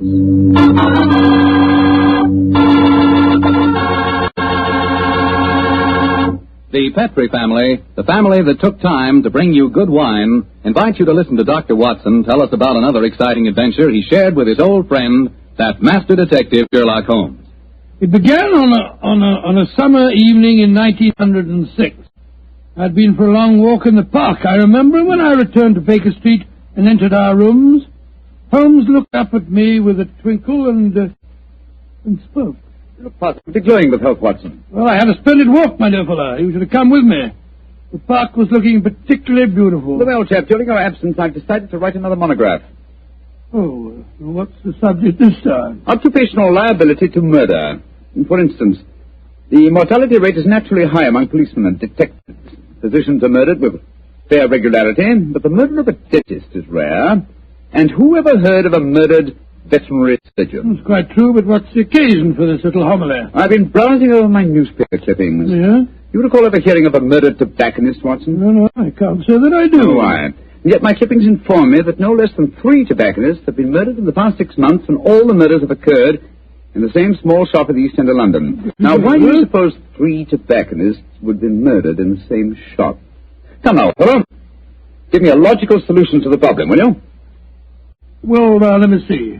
You say that the shop's in the East End? Yes. Is it near the river? As it happens, it's on the water's edge. And supposing the tobacconist's shop was the headquarters of a smuggling ring. Perhaps boxes of cigars were unloaded from the dock and brought to the shop. Cigars containing pearls or opium or something. Watson, my dear fellow, you're doing splendidly. You must walk in the park more frequently. You're positively scintillating. Oh, no, you're making fun of me. I'm sure you're not. You're expecting anyone home? No, probably a visitor from Mrs. Hudson. Go on with your fascinating theory. Now, why are 3 tobacconists murdered? Well, because they know too much. Perhaps they demand a share in the profits, so the head of the ring decides to kill them. Plausible enough, Watson. I really must congratulate you. I can see that I'm very lucky in having a biographer with such a lively imagination. Thanks very much. Come in. Imagination. Oh, hello, Mr. Todd. I'm glad to see you. I hope I'm not intruding. Not at all, my dear fellow. Come along, sit down. Thank you, Mr. Holmes. Anything remarkable on hand? No, Mr. Holmes. Nothing very particular. Then tell me all about it, Mr. Todd. Can't hide anything from you, can I, sir? Yes, there is something on my mind, and no mistake. And it concerns the 3 murdered tobacconists, I see. Splendid. Now, how the blazes did you know that? Yes, Holmes, that's pure magic. Not at all, my dear Watson. It's simple deduction. Observe the 5 cigars peering out of Lestrade's breast pocket. They are of a far superior quality to his usual brand, obviously the scene of his latest investigation has proffered certain, well, shall we say, professional perquisites. Am I right, Lestrade? Of course you are. Careful one, Mr. Holmes. Thank you, Ross. My pipe. Well, how about you, Doctor? Oh, thank you, Lestrade. By Jove. Coronas. And now, Inspector, tell me about the murdered tobacconist. Well, how much do you know about the case? Oh, just what I've read in the papers. Well, curiously enough, we were discussing the affair as you walked in, Lestrade. It's a strange business, gentlemen. I only got hold of the old story today when I had a long talk to young Jack Longworth. He's the owner of the shop. Well, in relation to Gerald Longworth, the taller member of Parliament who battled so successfully against the slum clearance bill? His son, Mr. Holmes. Nice young fellow, too. When his father died, he inherited this shop along with a lot of other property in the East End. Well, how big a shop is it, Lestrade? Oh, just sold in the wall, Doctor, like all the other shops in that part of London. Young Mr. Longworth tells me he first rents it to a man by the name of George Grillet. He lives there with his daughter Lily and made it quite a nice go out of the shop. 6 months ago, when Jack Longworth was abroad, George Grillet has a stroke and nearly kicks the bucket. Kicks the what? He nearly dies, Doctor. Oh, kicks the bucket. And then what happened, Lestrade? Well, while he's in the hospital, his daughter gives up the lease on the shop. A few days later, an Italian takes it over, and a couple of weeks later, he's found with his float cart. Did you investigate that first murder yourself? No, Mr. Holmes. It seemed like any of a dozen killings we get in that part of London. A shopkeeper cut up, his till emptied, no clue. Who was the next tenant? A Scotchman, bloke by the name of Mackintosh. A few weeks after he moved in, the same thing happened to him. That time, I did go down there, but I couldn't find out nothing. Was robbery again the apparent motive? Yes, sir. But the killing wasn't the same. He was strangled with a silk scarf. Silk scarf, eh? And who was the third tenant? The man who was murdered yesterday? A Hindu fella. A man by the name of Mukherjee. He takes it over a week last Friday, and yesterday we find him knife through the back and his money gone. Of course, I was down there before you could say Crystal Palace. But once again, I didn't find out nothing. No knife, no fingerprints on the till, no footprints.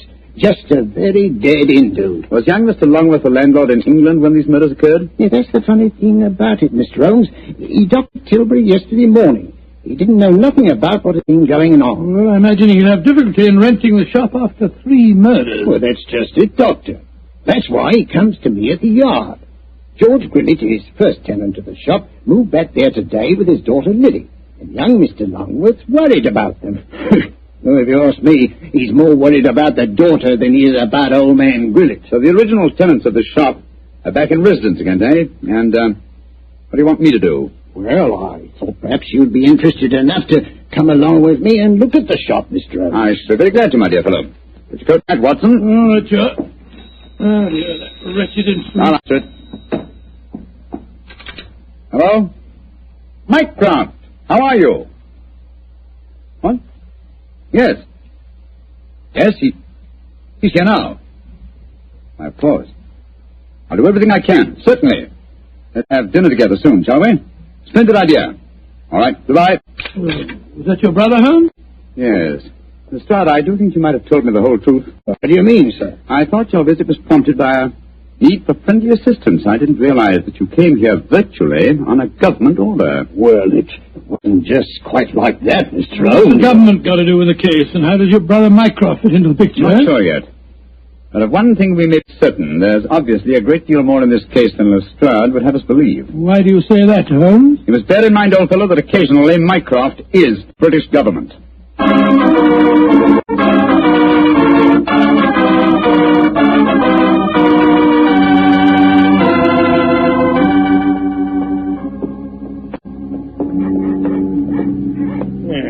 Nice part of London to take a walk in on a foggy night, ain't it, gentlemen? All our policemen work down here in pairs, you know. Yes, I don't blame them. It's a vile neighborhood. There's the shop just ahead of us, with a sign hanging out. Hello, there he is again. Oh. See that bearded Hindu skulking off around the corner there? Oh, yes. He's been haunting the place ever since I came down here. So a bearded Hindu haunts the place, eh? Yes, and yesterday, Holmes, the Hindu proprietor of the shop was murdered. Exactly. Well, here we are. I'll go in first. First looking place, huh?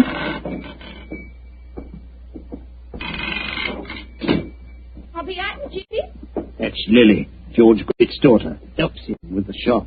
Sorry to keep you wet. Oh, it's you, Inspector Lestrade. Yes, Miss Lily. I brought some gentlemen to see your father. This is Mr. Sherlock Holmes and Dr. Watson. Pleased to meet you, I'm sure. How do you do, young lady? Is your dad home? No, Inspector, he won't be in till after dinner.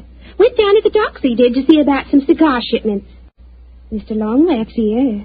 If you want to see him, we were just having some tea in the back room. Yes, I'd like these gentlemen to meet him. Jack, come out in the shop, Jack. What is it, Lily? Oh, Inspector Lestrade. And this must be Mr. Sherlock Holmes and Dr. Watson, I'm sure. How do you do, sir? Hi, Mr. Longworth. I'm very glad the inspector was able to persuade you to come down here, Mr. Holmes. I'm dreadfully worried about this business, particularly since Lily's father insisted on coming back here. I'm afraid they're in great danger, but I can't make Mr. Grillet see it. Young lady, I wonder if I might ask you a few questions. Of course, Mr. Holmes. Before your father had his stroke, did he receive any threats concerning his occupancy of the shop? Well, if he did, he never told me about him. But it wouldn't surprise me. I often told him his biggest enemy is himself. If you know what I mean. Yes, I think I do, Miss Grillet. When your father had his illness, who decided to give up the lease on the shop? I did. No money was coming in, and, well, it looked like Dad might be an invalid for life. Of course, I couldn't run the shop by myself. Anyhow, I never did like this part of London. It wasn't the right business for Father. What was his reaction when you told him to give up the lease? Oh, he was awful angry with me. Said I had no right to do it without asking him. By the way, we saw that bearded Hindu again as we walked up just now. Been hanging around ever since we came back here, Inspector. Has he actually come into the shop, Miss Grillet? No, but he keeps walking by and looking in the window. I'm sure if we both went into the back room or left the shop for a little while, well, he'd come right in. Then I suggest we give him the opportunity he's seeking. Miss Grillet, I wonder if you and Mr. Longworth would mind leaving the shop for a while. Of course not, Mr. Holmes. To make your departure rather ostentatious, shall we say, so that he can't help noticing it.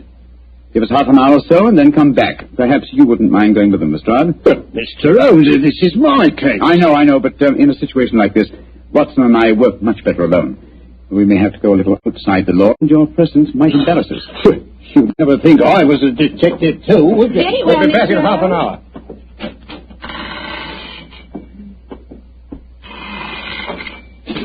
Poor old Lestrade. He gets very touchy as the years roll by. Yeah, I blame him. I'm leaving him completely in the dark. Come on, Watson. Behind the counter. No, my dear fellow. Not under it, old chap. We lift the flap. So.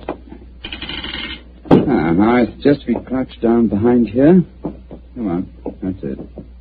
Have you got your revolver, Watson? Yes, it's in my pocket. Good. Meantime, make yourself as comfortable as these cramped quarters will permit. We may have quite a wait ahead of us.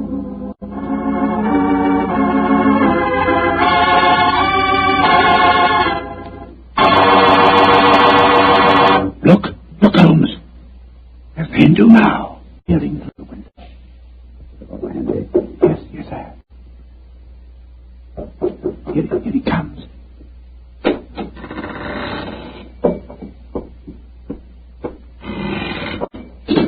All right, Watson. Put your hands up. I got you covered with this revolver. Now, my man, what are you doing here? Who are you? Never mind who I am. Just answer my question. I do not speak very good English. तुम हिंदुस्तानी Kapoor sector sector है तुम इधर आया देखने को आती है तुम्हारा भाई हमको हुक्म दिया तुम्हारा भाई तुम जाने सकता बहुत अच्छा No, you don't, my man. Just you stay where you are. It's all right, Watson. Let him go. He's on our side.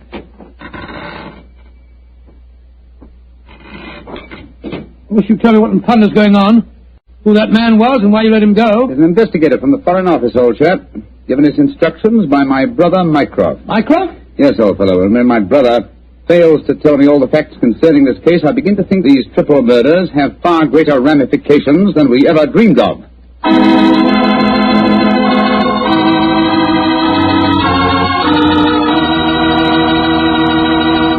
Dr. Watson's story will continue in just a second. Just about time enough for me to mention that any meal becomes a better meal when you serve it with Petri wine. And say, you'll find that Petri California Burgundy and Petri California Sauterne are just made to go with food. That Petri Burgundy is a rich red wine that's bosom pals with any meat or meat dish. Boy, what a flavor. And that Petri Sauterne is the delicate white wine that's just perfect with chicken or with fish. Yes, sir, with food, you just can't beat a good Petri wine.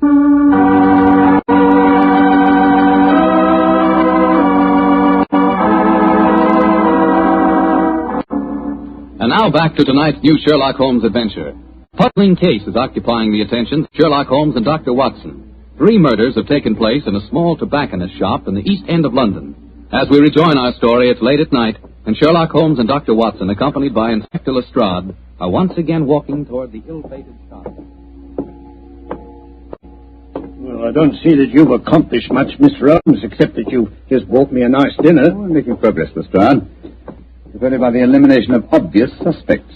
But there's a pattern to this case, and that should give us a clue. Well, how do you mean, Holmes? My dear fellow, consider the obvious motive of these murders, and particularly observe the results they've obtained. Well, the motive's the same in all 3 killings. Robbery. Oh, no, sir. Not the theft of a few pounds from the till. Blind you to the real motive. Look. Here's Miss Gridlett now. She's coming out of the shop. Good evening, Miss Gridlett. Hello, Mr. Holmes. Is your father home yet? Yes, he is, Mr. Holmes. Well, I can't tell you how anxious I am for you to talk to him. I'm going to meet Mr. Longworth. He's taken me to the music hall. I should be home just after 10. I hope you'll be able to stay with Dad until then. Well, don't you worry, Miss Gridlett. We'll keep an eye on him. Oh, thanks ever so much. Oh, Mr. Holmes. Yes, Miss Gridlett? Please don't go into our rooms in the back, will you? I've left things in a frightful mess. I quite understand, Miss Gridlett. Well, ta-ta. See you later. Let's go into the shop.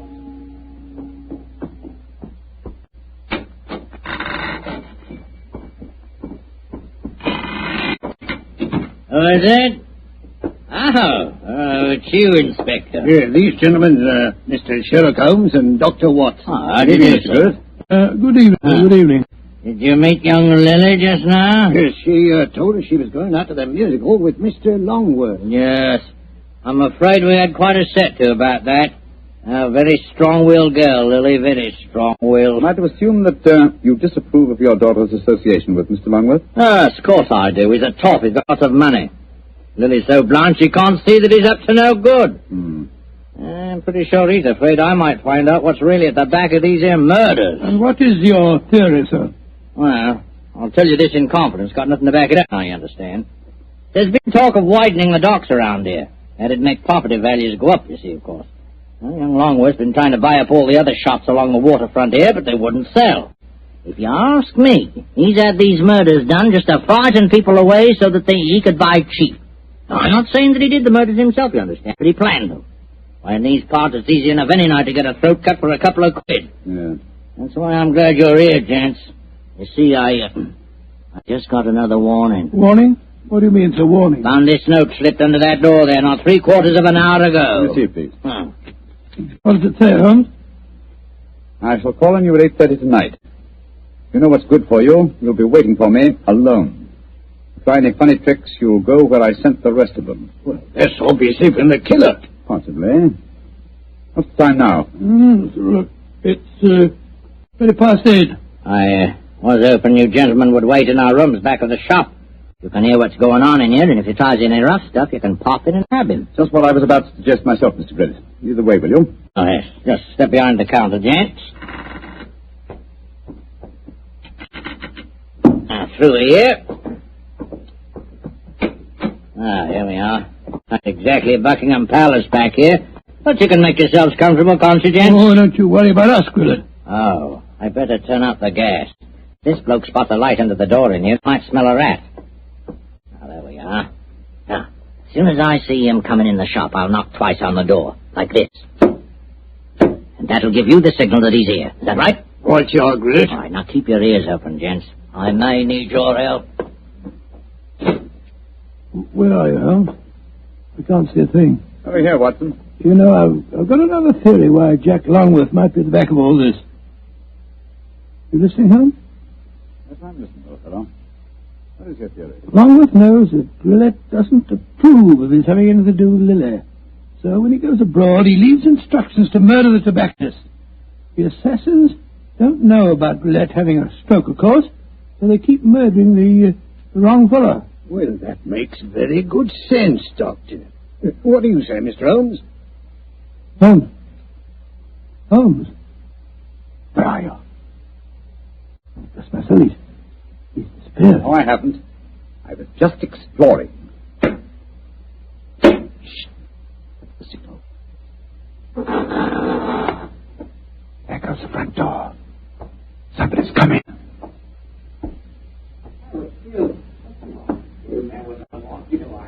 We'd better go in.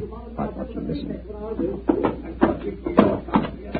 Take your hands off me. Don't you do that. Here, stop me. Stop me. We've got to get in there at once. Open the door. Well, it's locked. Never mind that. Just hold it into me. Come on. Help me.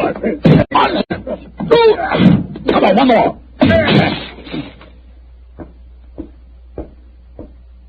Poor devil. He's been slashed with a knife. Millet!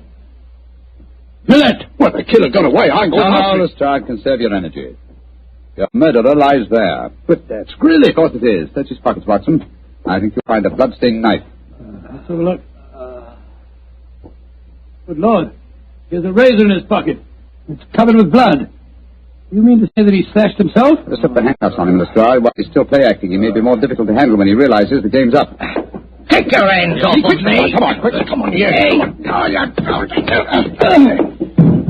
Very neat, Lestrade. Yeah. Well, now that I've knocked a wounded man out cold, perhaps you'll tell me what's going on, Mr. Holmes. Yes, I'm completely in the dark, too. Oh, it's very simple, really. Willett has just staged a fake attack on himself. Fool us into believing that someone else is the murderer. Yeah, but the threatening note he received. Composed by himself for the occasion. Yes, but we heard voices. We heard the shop door open. He heard Grit talking to himself. And as for the shop door, that's how he gave himself away. Well, how do you mean, Mr. Holmes? Whenever the shop door opens, there's a bell that jangles. You will notice, Oh. Yeah, that's right, there is. There's no bell jangle when we were in the back room. Willett got us in there, locked the door on us unobtrusively, and staged his little drama. Yes, but we heard the door creak open and close, Mr. Holmes. The creak of this flap in the counter would sound exactly the same, my dear fellow. Now listen. Yes, but why, Holmes?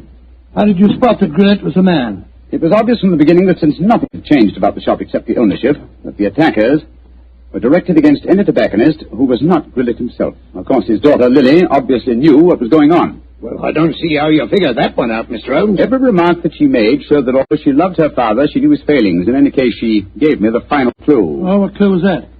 In very pointedly asking me not to go into the back room of the shop. Of course, she meant the reverse of what she said. I followed her advice when you were explaining your theory to Lestrade. Well, what did you find, Mr. Holmes? Miss Grillet had obligingly left a secret door open, a door leading to a passageway that seemed to go down to the waterfront. We'll examine it more thoroughly in a minute. Yes, but I still don't understand Grillet's motive, Holmes.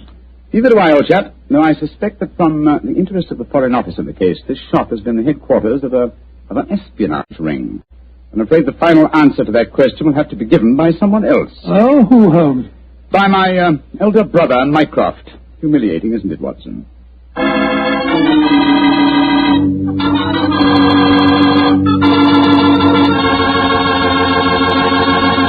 And what was the final answer to the question, Dr. Watson? Well, Holmes was right as usual, Mr. Foreman. The shop had been the headquarters of a spy ring operated by Grillet.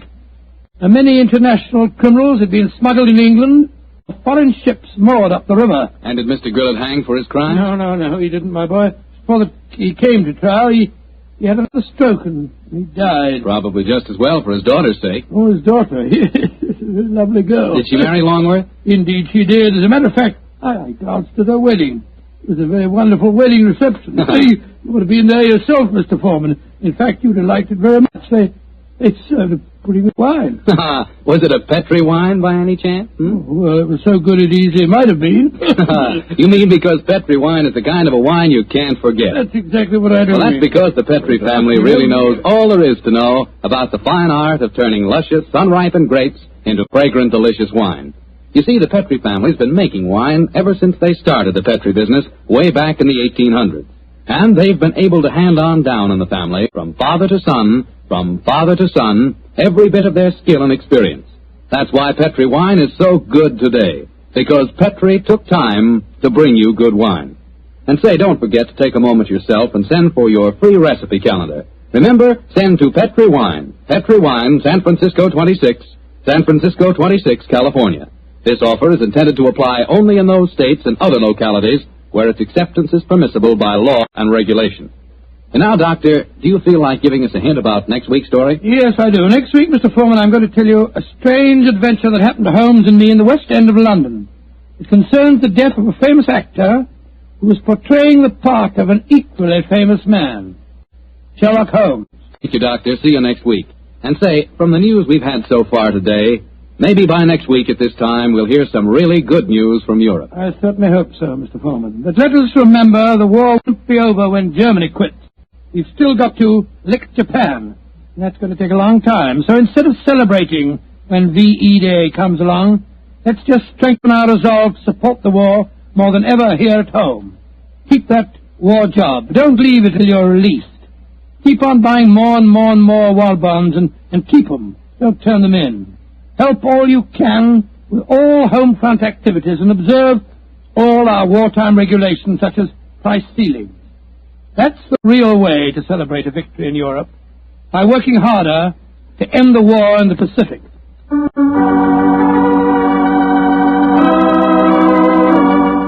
Tonight's Sherlock Holmes adventure is written by Dennis Green and Anthony Boucher and is based on an incident in the Sir Arthur Conan Doyle story, The Adventure of the Six Napoleons.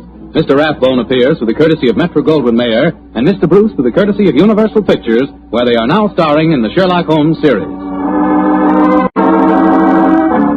The Petri Wine Company of San Francisco, California invites you to tune in again next week, same time, same station. Meanwhile, don't forget to take advantage of our offer of a free recipe calendar.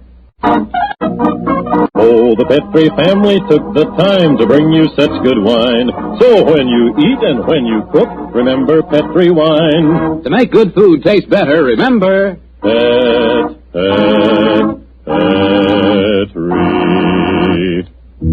wine. This is Bill Foreman saying good night for the Petri family. Sherlock Holmes comes to you from our Hollywood studios. This is the Mutual Broadcasting System. Stay tuned to HOJO Radio. This episode from the life of Sherlock Holmes will be transmitted to our men and women overseas by shortwave and through the worldwide facilities of the Armed Forces Radio Service. From the stage of the Paramount Theater in Hollywood, Petri Wine brings you...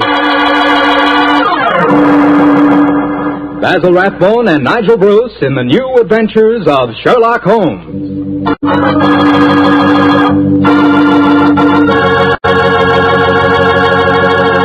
The Petri family, the family that took time to bring you good wine, invites you to listen to Dr. Watson tell us about another exciting adventure he shared with his old friend, that master detective, Sherlock Holmes.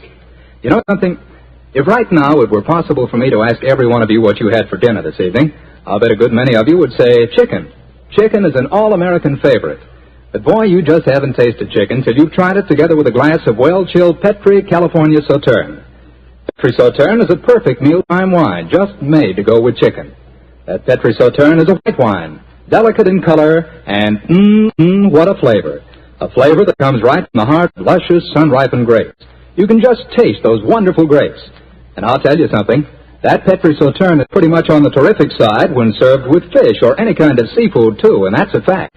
But say, whenever you serve that Petri Sauterne, remember you can serve it proudly, because the name Petri is the proudest name in the history of American wines.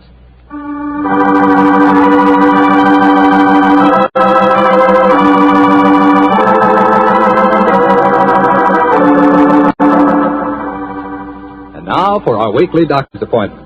Let's knock on his library door and see if... There's no point in doing that, Mr. Slattery. I'm right behind you. Oh, hello, Dr. Watson. Don't tell me you've been stalking me. No, my boy. I was on the patio and I heard your footsteps, so I thought that I'd come in and fetch you.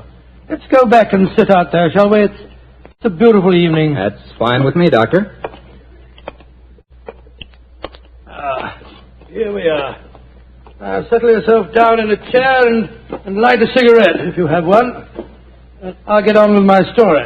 Well, last week you told us it concerned an adventure that you and Sherlock Holmes had in Flanders during the First World War. That's right, Mr. Slattery, did. I thought that you and the great man had retired at that period. We had, my boy, but it was only natural that as soon as the war broke out, we both offered our services in any capacity that might help our country. Of course. And how did tonight's story begin, Doctor?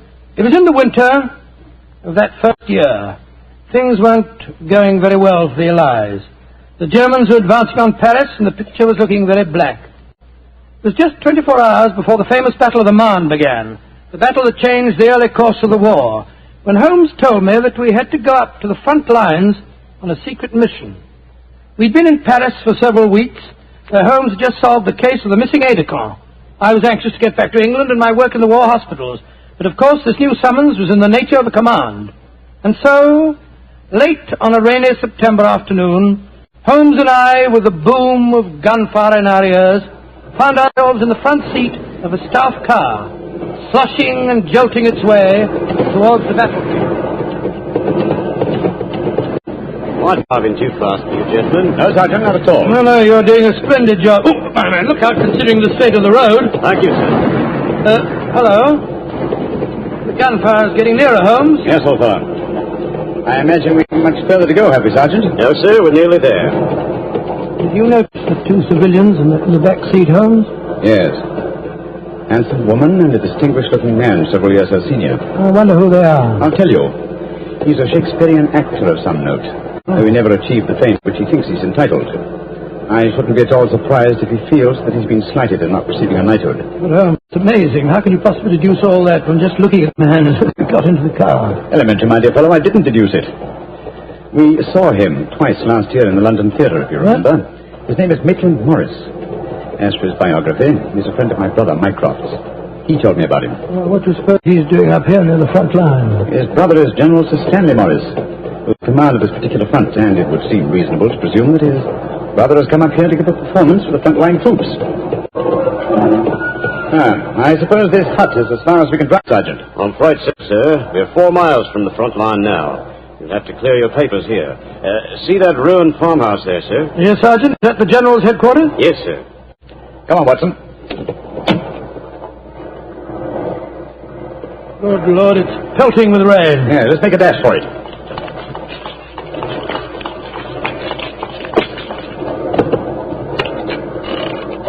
Who goes there? Friend? Give the password. St. Crispin. Pass, friends, and show your papers. How did you know the password, Holmes? I was given it before we left Paris, old chap. Oh, it's Sherlock Holmes and Dr. Watson, isn't it? Yes, Captain. I'm Captain Maxwell, General Morris's aide-de-camp. He asked me to escort you up to his headquarters. By the way, weren't Maitland Morris and his wife in the car with you? Yes, they're just behind us. Oh, splendid.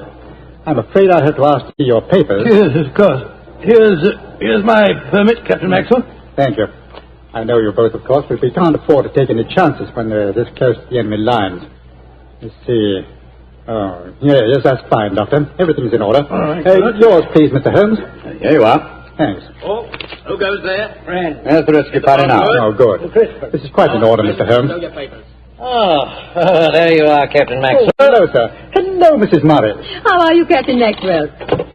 Well, you both met Mr. Sherlock Holmes and Dr. Watson, I suppose? No, we haven't, even though we drove up in the same car. Natural reserve of us Britishers, I suppose. How are you, Mr. Holmes? How do you do, sir? I know your brother Mycroft very well. How are you, Doctor? I'm glad to meet you, Mr. Morris. I saw you a couple of times at the theatre last year and enjoyed your performances very much. Oh, thank you, sir. Well, then you must know my wife, my leading lady. How do you do, gentlemen? How do you do, Mr. Morris? Can I see your papers, Mr. Morris? Just a matter of form. You understand. Yes, of course. Mrs. Morris, I presume you and your husband are going to give a performance tonight for the men going up the front line. Yes, Doctor. We're very flattered. They've asked us to do some Shakespearean scenes. Oh, yes. Although I should have thought something a little lighter would have been more appropriate. The General, he's Maitland's brother, you know, seemed to think differently. Well, my dear, show Captain Maxwell your papers. Then we can all go along and see my brother Stanley. Very well, Maitland. Mr. Morris, I shall look forward to hearing your reading of Shakespeare's St. Crispin's speech from Henry V tonight. Bless my soul, Holmes. How did you know I was planning to do it? Well, the setting is so perfect and the time so appropriate, I can't conceive an English actor who could resist the temptation. Oh. I noticed that your brother appreciated the fact in naming today's password. Yes, it's amazingly appropriate. You know, it's almost 500 years ago to the day that the Battle of Agincourt took place. Well, let's hope that the results of the forthcoming battle will be equally successful for England. Yes, indeed. Oh, by the way, Holmes, this will probably seem rather silly to you, but I'm an inveterate autograph collector, and I have my book here with me. I wonder if you'd mind signing. I'll be very glad to, Mr. Morris. Give me a pen, will you, Watson? Here we are, Holmes. You'll find yourself among quite distinguished company in that book, sir. So I see. Adelina Patty, Crown Prince of Norway. Oh, no. Field Marshal von Tauchnitz. Oh, yes. He was one of my admirers when I played in Munich before the war. I suppose now that our countries are fighting, I should tear that page out. You know, I cannot help but feel that art, the appreciation of art, are independent of national hatred. Quite so, sir. I myself still have a medal presented to me by the University of Leipzig for some trifling services. There you are, Mr. Morris. Oh, thank you very much, Mr. Holmes. A notable addition to my collection. I shall be very glad to sign your book for you, Mr. Morris, if you'd like me to. That's very kind of you, Doctor. Oh, Captain Maxwell, if our permits are all in order, don't you think we should be moving along? Just what I was going to suggest myself. I'll take you all straight over to General Morris's headquarters.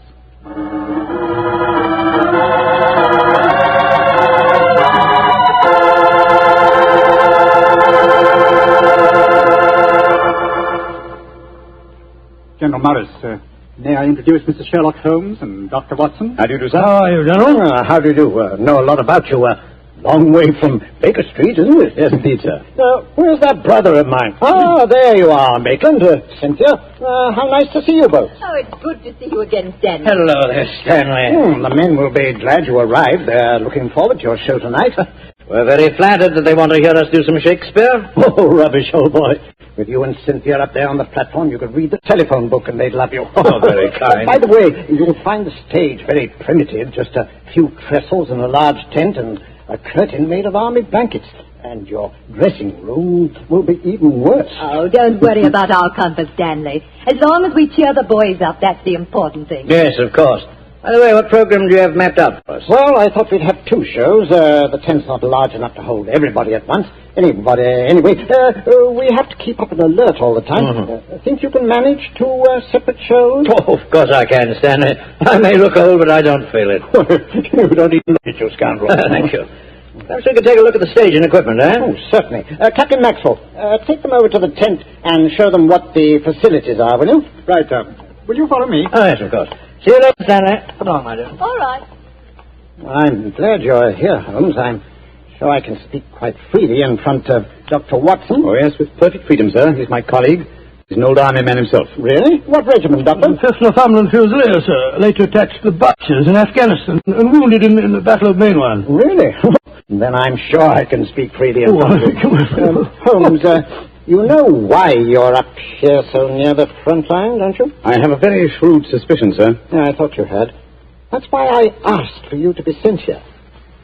You asked for me to be sent here, General. Yes, I understand. Well, I wish I did. You will, Doctor, in due time. In the meanwhile, gentlemen, I'll have an orderly show you to your quarter. Thank you, sir. And, Holmes, take a look around, will you? And keep your ears open. We're comparatively a little distance from the German front lines, and yet there's a very puzzling silence just now. Yes, I noticed that, sir. And half an hour ago, on our way up, there was quite a lot of shelling. Exactly.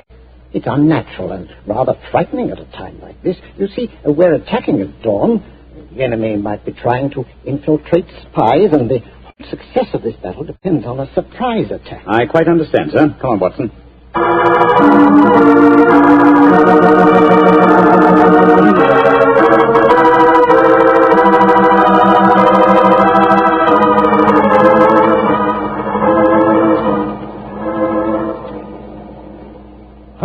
Holmes, the first performance starts in a few minutes, you know. They're all there waiting. Why are we tramping about out here in the mud and the rain? I thought a pipe or two in the open air would clear our brains. Yes, a pipe in the open air is one thing, but a pipe in a downpour of rain is another. Was it raining? Oh, didn't even notice it. I was listening to the silence. What do you mean? Thousands upon thousands of Germans. Armed Germans. Full of a blind fanatical hatred and desire to kill. Are crouched in trenches only a mile or two from here. Surrounding us are an equal number of English boys, also armed. And with the will, if not the desire, to fight. Because they know their cause is the cause of freedom and justice. All these thousands poised, ready to pounce on each other and fight to the death. And yet, beyond that patter of rain, there isn't a sound to break the stillness of a September evening. Strange world we live in, old chap. You're being unusually rhetorical, Holmes. Yes, I am, aren't I? Let's be a little more practical, shall we? I wonder what is wrong with the actors tonight. Why do you ask that? Well, a little while ago I noticed Mrs. Morris in a great state of excitement, going towards the farmhouse where the General is. Then she went back to her own quarters, and now she seems to be headed in our direction. Anything wrong, Mrs. Morris? It's Maitland. What's wrong with him, madam? He disappeared. Disappeared. What's happened? We were in the tent together making up for our performance when an orderly came in with a message. Maitland said it was from his brother. Slipped on a raincoat and went out, saying he's back in a few moments. I waited and waited, and after a while I got worried and I went over to see the general myself. He said that he'd sent no message and that he hadn't seen any sign of Maitland. Good Lord, what could have happened to her? I don't know, Doctor, but I'm frightened. What shall I do, Mr. Holmes? You're a brave woman, Mrs. Morris. Brave? I don't know, Mr. Holmes. Why? Because the show must go on. I shall take your husband's place. But Holmes, something's happened to Maitland Morris. He's in danger. He might True, be... Watson, true. But 1,000 men inside that tent are in mortal danger, too. Tomorrow morning, many of them may be corpses on the fields of Flanders. But tonight, they've been promised a show. Do you think that you can do it, Holmes? Oh, I think I can, with the help of Mrs. Morris. I can't do it, Mr. Holmes. You can, Mrs. Morris, and you will. If only to uphold that great tradition of the theater, that the show must go on.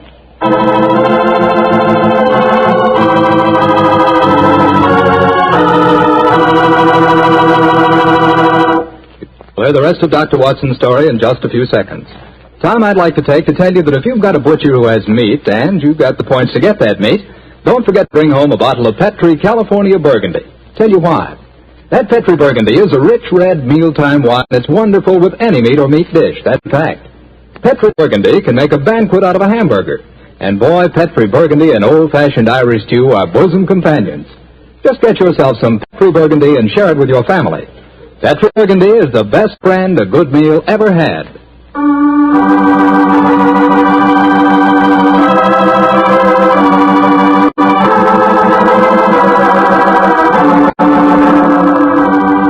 And now, back to tonight's new Sherlock Holmes adventure. It is just before the Battle of the Marne in the First World War, and Sherlock Holmes and Dr. Watson are at headquarters a few miles behind the front line trenches. A famous Shakespearean actor who was to give a performance for the troops has mysteriously disappeared, and the great detective has taken his place at the last minute. As we rejoin our story, Sherlock Holmes, alone on the improvised stage, is delivering a Shakespearean speech before a spellbound audience. Happy breed of men, this little world, this precious stone set in a silver sea, which serves it in the office of a wall or as a moat defensive to a house against the envy of less happier lands. This blessed plot, this earth, this realm, this England.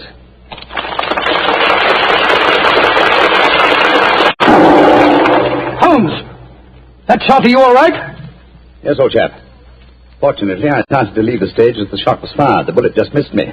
I heard it splinter some wood nearby. But who on earth would want to shoot you? That's what we've got to find out. I think it more likely that the shot was intended for me. It was not intended for me, but for Maitland Morris, the man for whom I'm substituting. Well, even so, who'd want to shoot him? Oh, don't ask me so many questions, old fellow. Let's see what clues we can find. Now, the shot was fired from outside the tent from behind me. Yes, look there. See the hole in the tent there? By Jove, yes. The footlights would outline your shadow on the back of the tent. Whoever it must have fired at your silhouette. The question is, where did the bullet embed itself? Aha! Look here, Watson. You got a penknife? Yeah, wait a minute. Here, Holmes. This shouldn't be hard to extract. Look at this splintered tent pole. Wait a minute. There we are. Excellent. Huh. Very interesting. Oh, what's so interesting about it? Just a revolver bullet, isn't it? No, it isn't, Watson. Huh? It's fired from just a revolver bullet. This bullet was fired from a German Luger pistol. A German pistol? Must have been a fire here behind our lines. That's a reasonable enough assumption. Yes, we may be sure that no English soldier would carry such a weapon and face inspection. Come on, I want to talk to Mrs. Morris.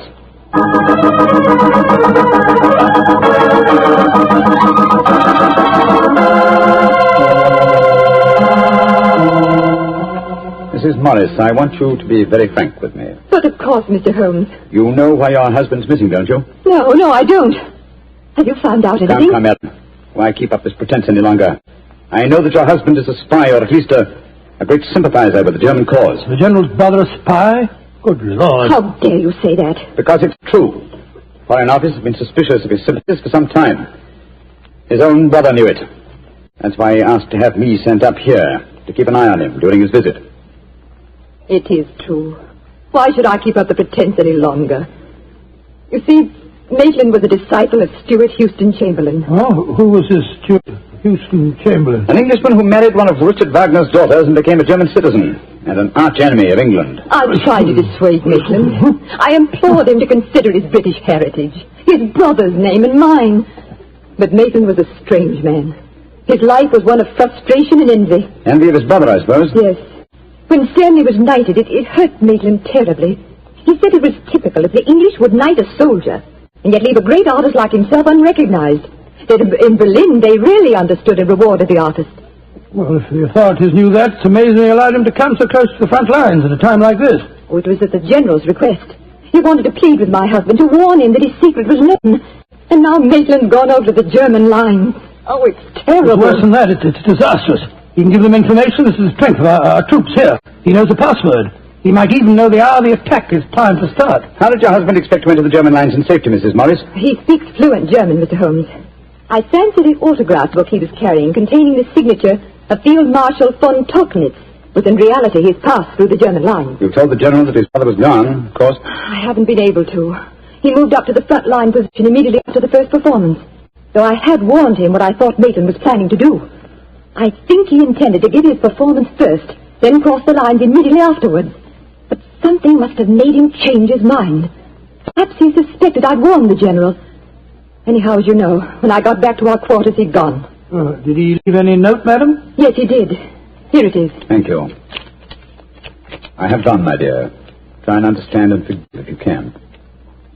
You wouldn't come with me, and so I'm taking what is left of my heart and my hopes where they belong, among the friends that understand and appreciate me.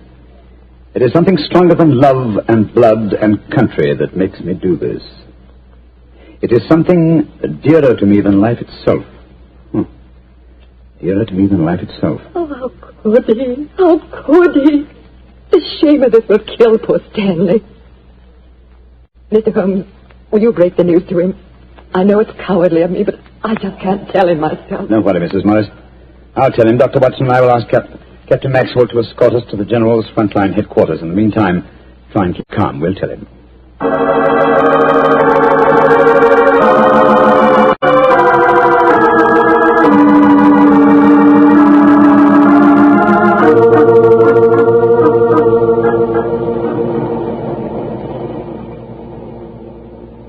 If you will wait in the dugout, Mr. Holmes, I'll tell the General that you're here. Thank you, and be sure to let him know the urgency of the matter. Yes, sir. Holmes, this is a dreadful business. Yes, it is, Watson. So if my plans work out correctly, I think the success of tomorrow's battle may not be imperiled. What plan? Listen. You know, Holmes, a strange silence from the German line since we came here might be accounted for by the fact that they knew Maitland was making his getaway. They wouldn't want to risk wounding such a valuable spy. Quite possibly. What I still don't understand is who shot at you with a German pistol and why. You're being very dense, old fellow. Surely it's obvious that... There comes General Morris now. Poor devil. This is going to be a dreadful shock to him. Hello, Holmes. Dr. Watson? General Morris, I'm afraid that I've bad news for you. Your brother has gone over to the German lines. Maitland did go there. I should have put him under an armed guard as soon as he came here, but I thought I could reason with him, appeal to his sense of honor. Instead of which you tried to shoot him, sir, but fortunately for me, you missed. You see, I took his place at the first performance. But that shot was fired from a German pistol. True. That was when I first knew the General had fired the shot. But I still don't see how you could now. Only a high-ranking officer, not subject to inspection, could carry a non-regulation firearm. You're an old army man, you should know that. In any case, you'll observe that the General carries a Luger at his waist. Great heavens, Holmes, I thought I was firing at Maitland. I had no idea that it was you. You intended to kill your own brother, sir? Yes, and I'm sorry I failed. I'd rather see my brother dead than alive and a traitor to his country. But now he's safely on the German lines. Heaven knows what secrets he may be imparting. One thing we can be certain. Our chance of a surprise attack in the morning is gone. Possibly not, sir. What do you mean? You see, I took the liberty of altering your brother's credentials quite extensively. How, Holmes? I knew of his German sympathies. Kraft had given me a great deal of information about him, and so I took it on myself to decide that it was unsafe to allow him so near the enemy lines with his own identification on him. Well, what did you do, Holmes? I took the liberty, sir, of stealing his autograph book, the one containing the magical signature of Field Marshal von Tauchnitz. I have it in my pocket now. I think we shall find within its pages a code concealed in the various autographs, giving valuable information to the enemy. Good Lord. I also switched military permits on him. I felt that in the event that he did go over to the German lines, his welcome might be less cordial if they were under the impression that they'd captured Sherlock Holmes. To make that identification doubly sure, I also slipped in his pocket a slight souvenir of my own. Well, Joe Holmes, you mean that medal that was presented to you by the University of Leipzig? Exactly, old fellow. I no longer wish to own a decoration given me by a country of barbarians, and it seemed a rather neat and effective way of returning it to them. So the Germans will think they've captured Sherlock Holmes? Yes, sir, and unless I'm much mistaken, he'll receive very short shrift at their hands. Yes, they hate you. There's your answer, sir. Sorry. Well, don't be sorry, Holmes. It's better that way. Now his secret can die with him. Excuse me, sir. Yes, Maxwell, what is it? Would it be in order for me to return to headquarters now, sir? It's very nearly time for the second performance, and I've still been unable to trace the whereabouts of your brother. Well, my brother will not be acting tonight, I'm afraid. Holmes, I wonder if I might ask you to take his place once again. If you want me to, General. I do. Maitland had planned to do the St. Crispin speech from Henry V. He knew how much I loved him. I realize that, sir. When I was told the password up here. Well, can you remember the speech, Holmes? Oh, I think so. At any rate, I can try. Then do it for me, my dear fellow, will you? For me. I'll be very proud to do it, General. Goodbye and good luck. Thank you, Holmes. Captain Maxwell, take them back to headquarters, will you? The men will be waiting for the performance.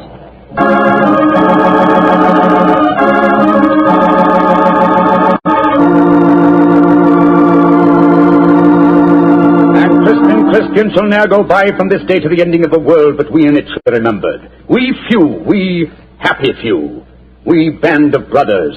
For he today that sheds his blood with me shall be my brother. Be he ne'er so vile, this day shall gentle his condition. And gentlemen in England now abed shall think themselves accursed they were not here, and hold their manhoods cheap, while any speaks that fought with us upon St. Crispin's Day.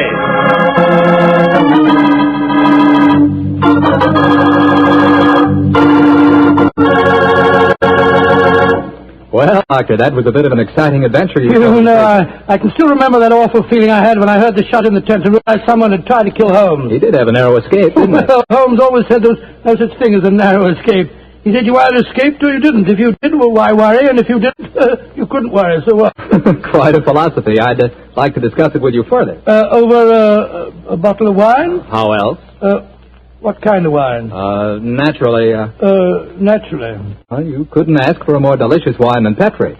That's because the Petri family knows how to make good wine. They ought to. They've been making fine wine ever since they started the Petri business way back in the 1800s. And because the business has always been family-owned and operated, well, they've been able to hand on from father to son, all they've ever learned about the art of turning luscious grapes into fragrant, delicious wine. That's why no matter what type Petri wine you buy for any occasion, you can be sure it's good wine because Petri took time to bring you good wine. And now, Dr. Watson, how's about giving us a clue to next week's Sherlock Holmes adventure? Next week, Mr. Carter, I'm going to tell you a most unusual adventure in which Holmes and I are trapped in an airtight metal chamber, our only companion being a murdered scientist. Well, sounds like a story we don't want to miss, Doctor. See you next week. Yes. Oh, just a second, Mr. Carter. Before we go, I just want to tell our listeners that tonight we're broadcasting from the stage of the Paramount Theater here in Hollywood on behalf of the 7th War Loan Drive. The ticket of admission to the theater was a war bond.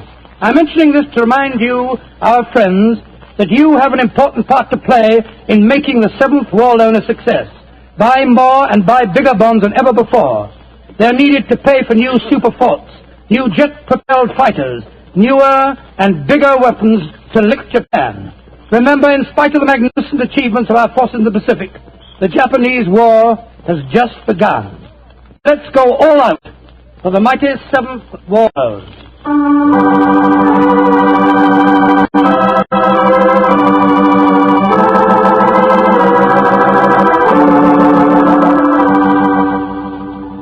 Tonight's Sherlock Holmes adventure is written by Dennis Green and Anthony Boucher and is based on an incident in the Sir Arthur Conan Doyle story, The Adventures of the Blanched Soldier.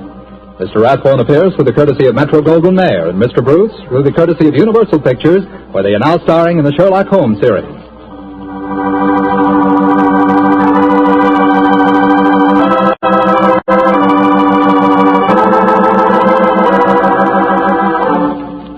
The Petri Wine Company of San Francisco, California, invites you to tune in again next week, same time, same station.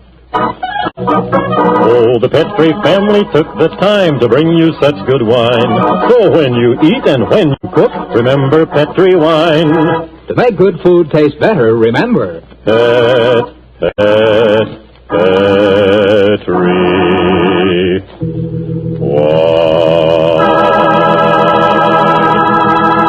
This is Jack Slattery saying good night for the Petri family. This is the Mutual Broadcasting System.